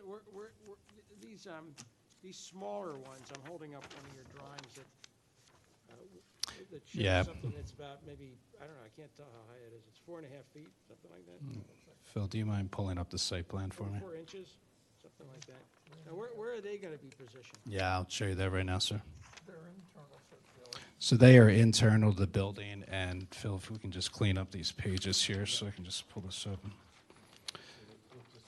These are after you get up onto the hill and you're going towards the hotel, right? That's correct, and it's instructional signage kind of throughout that site. So as indicated here, your first sign would be sign 2B. So this is coming off your main entrance. So as you're coming up the Penn Drive here, we have our access drive that then provides you, where you enter the main section of this site. So we have sign 2B, which again would be directional. So, this is where we're pointing, okay, here's your directional to the hotel, your directional to the office, so folks know to make that turn there rather than proceed, obviously, straight in. These are not two signs. This is reflecting the flip side of one sign. Okay. Yeah, so that's one of the signs there. Another instructional sign A, again, with the intent here to guide folks as they already pull up SEPTA Drive. They're going to be coming and seeing this SEPTA parking area, which is SEPTA's exclusive use there. So we want to provide that directional signage, instructional signage there for folks to turn right, understand that they have then access to the garage. They have access to, obviously, the courtyard, the office, and the hotel. So, again, just wayfinding to provide folks with cues to proceed accordingly. The other smaller instructional sign 1B, is just very specific to folks to provide direction for deliveries to the loading dock area for both the hotel and the office. So that would just be a smaller instructional sign here providing that direction to come up the loading dock road. The smaller signs, I don't see, if you need a variance on those, I really don't see it. That's too much of a problem because, again, you have a property that's up on a hill. Yeah. I understand that. But the monumental signs are too monumental. I mean, they really are. maybe they're just not fairly demonstrated here what they look like, but they just don't fit into that area. I mean, they really don't. I mean, that's part of the problem. They're just too darn big. As far as the sign over the awning sign, I think that is the problem that it exceeds the length as far as it extends from the building, Kevin? No, actually, that doesn't. The requirement for the awning sign is a height concern. Above, the height above the driveway. Is that what we're talking about? The overall. That's correct. So per code, above grade allowance takes you just to the underside of the awning here, so a component of that sign will exceed where that would be allowable.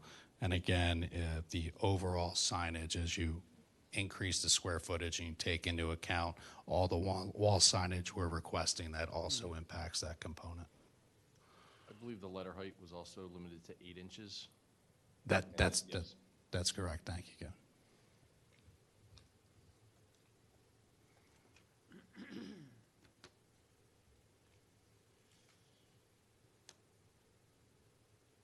Well, again, we've had a lot of variance requests from various hotels in the township, and shopping centers and stores and shopping centers, et cetera. But it's these sitting out on the highway, sitting out on the highway so they can be seen and guide people coming to the hotel. I just really have a problem with that. Would we have the opportunity, taking your feedback, if we removed that component from this, and asked for a continuation specific to those monument signs? Is that an option to allow us to kind of regroup, evaluate that, and come back with some better illustration of the other monument signs on the road as an example for better context for this group and for the board, and also give you some more information as it relates to the adjacent sign allowed per right that Penn also has. I think that would be very helpful. I think you should look into some of the concerns that board members have regarding the sign on the wall and its height and if we can, I think you should do something to try and address those considerations, and also. Well, like the canopy sign. The canopy, they're talking about this thing? Yeah. I could see given the exception for the height, but not for the size. Yeah. Because you look at what we did with the signs at Giant. Oh, yeah, yes. And the signs at the Radnor Hotel. Right. It's up to the applicant. So if you are going to request a continuance, we would also require you to extend the deadlines that the board has. There's, under the municipal planning code, there's certain deadlines that the board has to meet with respect to your application. Sure. They could meet those tonight by taking a vote, but you've heard their feedback, and I think you're wisely deciding to maybe seek a continuance, but that would have to also include an extension of all the deadlines under the MPC, the Municipal Planning Code. Yeah, that's understood. Will, were you asking the board to make a decision on some of the requested relief and continue the other? Yeah, I think because we are asking for such a unique, quantity of variances that are driven by certain components. Kevin, I guess my only concern, or not concern, but how I'd want to understand how to best to present it, because if we're over a certain square footage on wall sign, but then one sign, does not maybe get approved as the package, it could tweak that calculation slightly. So there could be, and I can allow Phil to kind of get into the details of the square footage, but. Do you have a need for some of these to be granted tonight with the franchise that's going in? We do. The building signage is important. So again, even something as minor as the plaque, which just adds to the total wall signage, even though it's a very small plaque that just is required to be mounted at the front of this building, is a key component. The awning signage is the main entrance of this building. It's obviously a very critical component, which frankly, from my perspective, and is rather subdued. It's not a glaring, large, in your face. Obviously, it's all up to everyone's own interpretation, but that's certainly the main entrance of the building. It's not public facing. It's really the only way as you get into that area that you're going to see the front and you're say, okay, here's my hotel. This is it. I think it's a pretty common detail and piece of a hotel entrance awning. So those are important items, and also the signage on the west elevation, which looks down and is a critical component for folks to view, is a really important area right now for us to be able to focus on. Did I understand that the code, when dealing with signage, this type of signage, is the total square footage and the signage have to stay within a certain limit? Did I hear that? Yes, So there are all multiple. these signs are totaled up in terms of what can be done in terms of the wall signs, and also how about these directional signs? The individual signs categories have area requirements, limitations on how big a sign can be or a group of signs can be for that category. But then there's also a limitation on the total site signage. So you take wall signs plus freestanding signs plus monument signs. So there's multiple calculations for how you calculate and what is allowable on a site. Right, So so- you may be meeting one, but then violating the other. Yeah. So if we were to approve, I don't know if we will or we wouldn't, if we put it to a vote, but if we were to approve some of your signage, then it would cut down on your available footage that you could use on some of your other signage. I think what Will may have expressed concerns of is if you approve some of the signage tonight and they go back and they change the square footage for the monument signs and those become smaller, now that may have an impact. I guess they would have granted more relief than you would have needed, or they just hold off on the request for the total sign area. Yeah, and maybe that's the best way. As long as we stay under allowable, that would be our preference there. So if we only get approved for what's allowed, so that we would not have a situation where we'd come back in and need to go the opposite Any direction. idea, would the advertising requirement prevent having them go on to the November list? Well, if you continued the hearing tonight, then we don't need to re-advertise.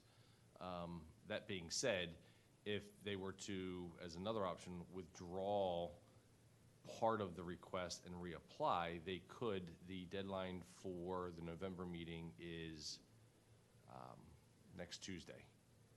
Just October felt early, so if they wanted to add another section of relief, or if they wanted to withdraw and kind of drop back and punt, they could and still meet the advertising submittal requirements for November, because that falls this coming Tuesday. Okay, so you could have a hearing in November. And you've had, you've The heard our current thoughts on application can this. be continued, and they would be fine. Yeah. Yeah. Yes. And again, it's the choice is yours though, because as Based of on right the now, feedback from yeah, the board, we think right. it'd be a wise decision to continue it so we can look at this as a holistic application Exactly. I and think truly continue- understand some of the impacts on total sign areage and gather some more information on the monument details as well. For I agree. I everybody. think it'd be better to do the whole thing as a package as opposed to trying to do a Yes. piecemeal. Yeah. That gives you time to maybe sure you're thinking about the impacts on you, as well as coming back with something that perhaps the board will Yeah. find a little bit more appealing. Sure. One thing I do want to note as it relates, just for the record, we did present this, at least preliminarily, to the Design Review Board. So we did take that initial preliminary step to get their feedback on just design concept. It was favorable. But our next step after we hopefully get the appropriate approvals from this group we'll be going back to the DRB to get their final blessing on every single small detail. So we are mindful of kind of the full process and the opinion of the design review board as well. Okay. All right, very good.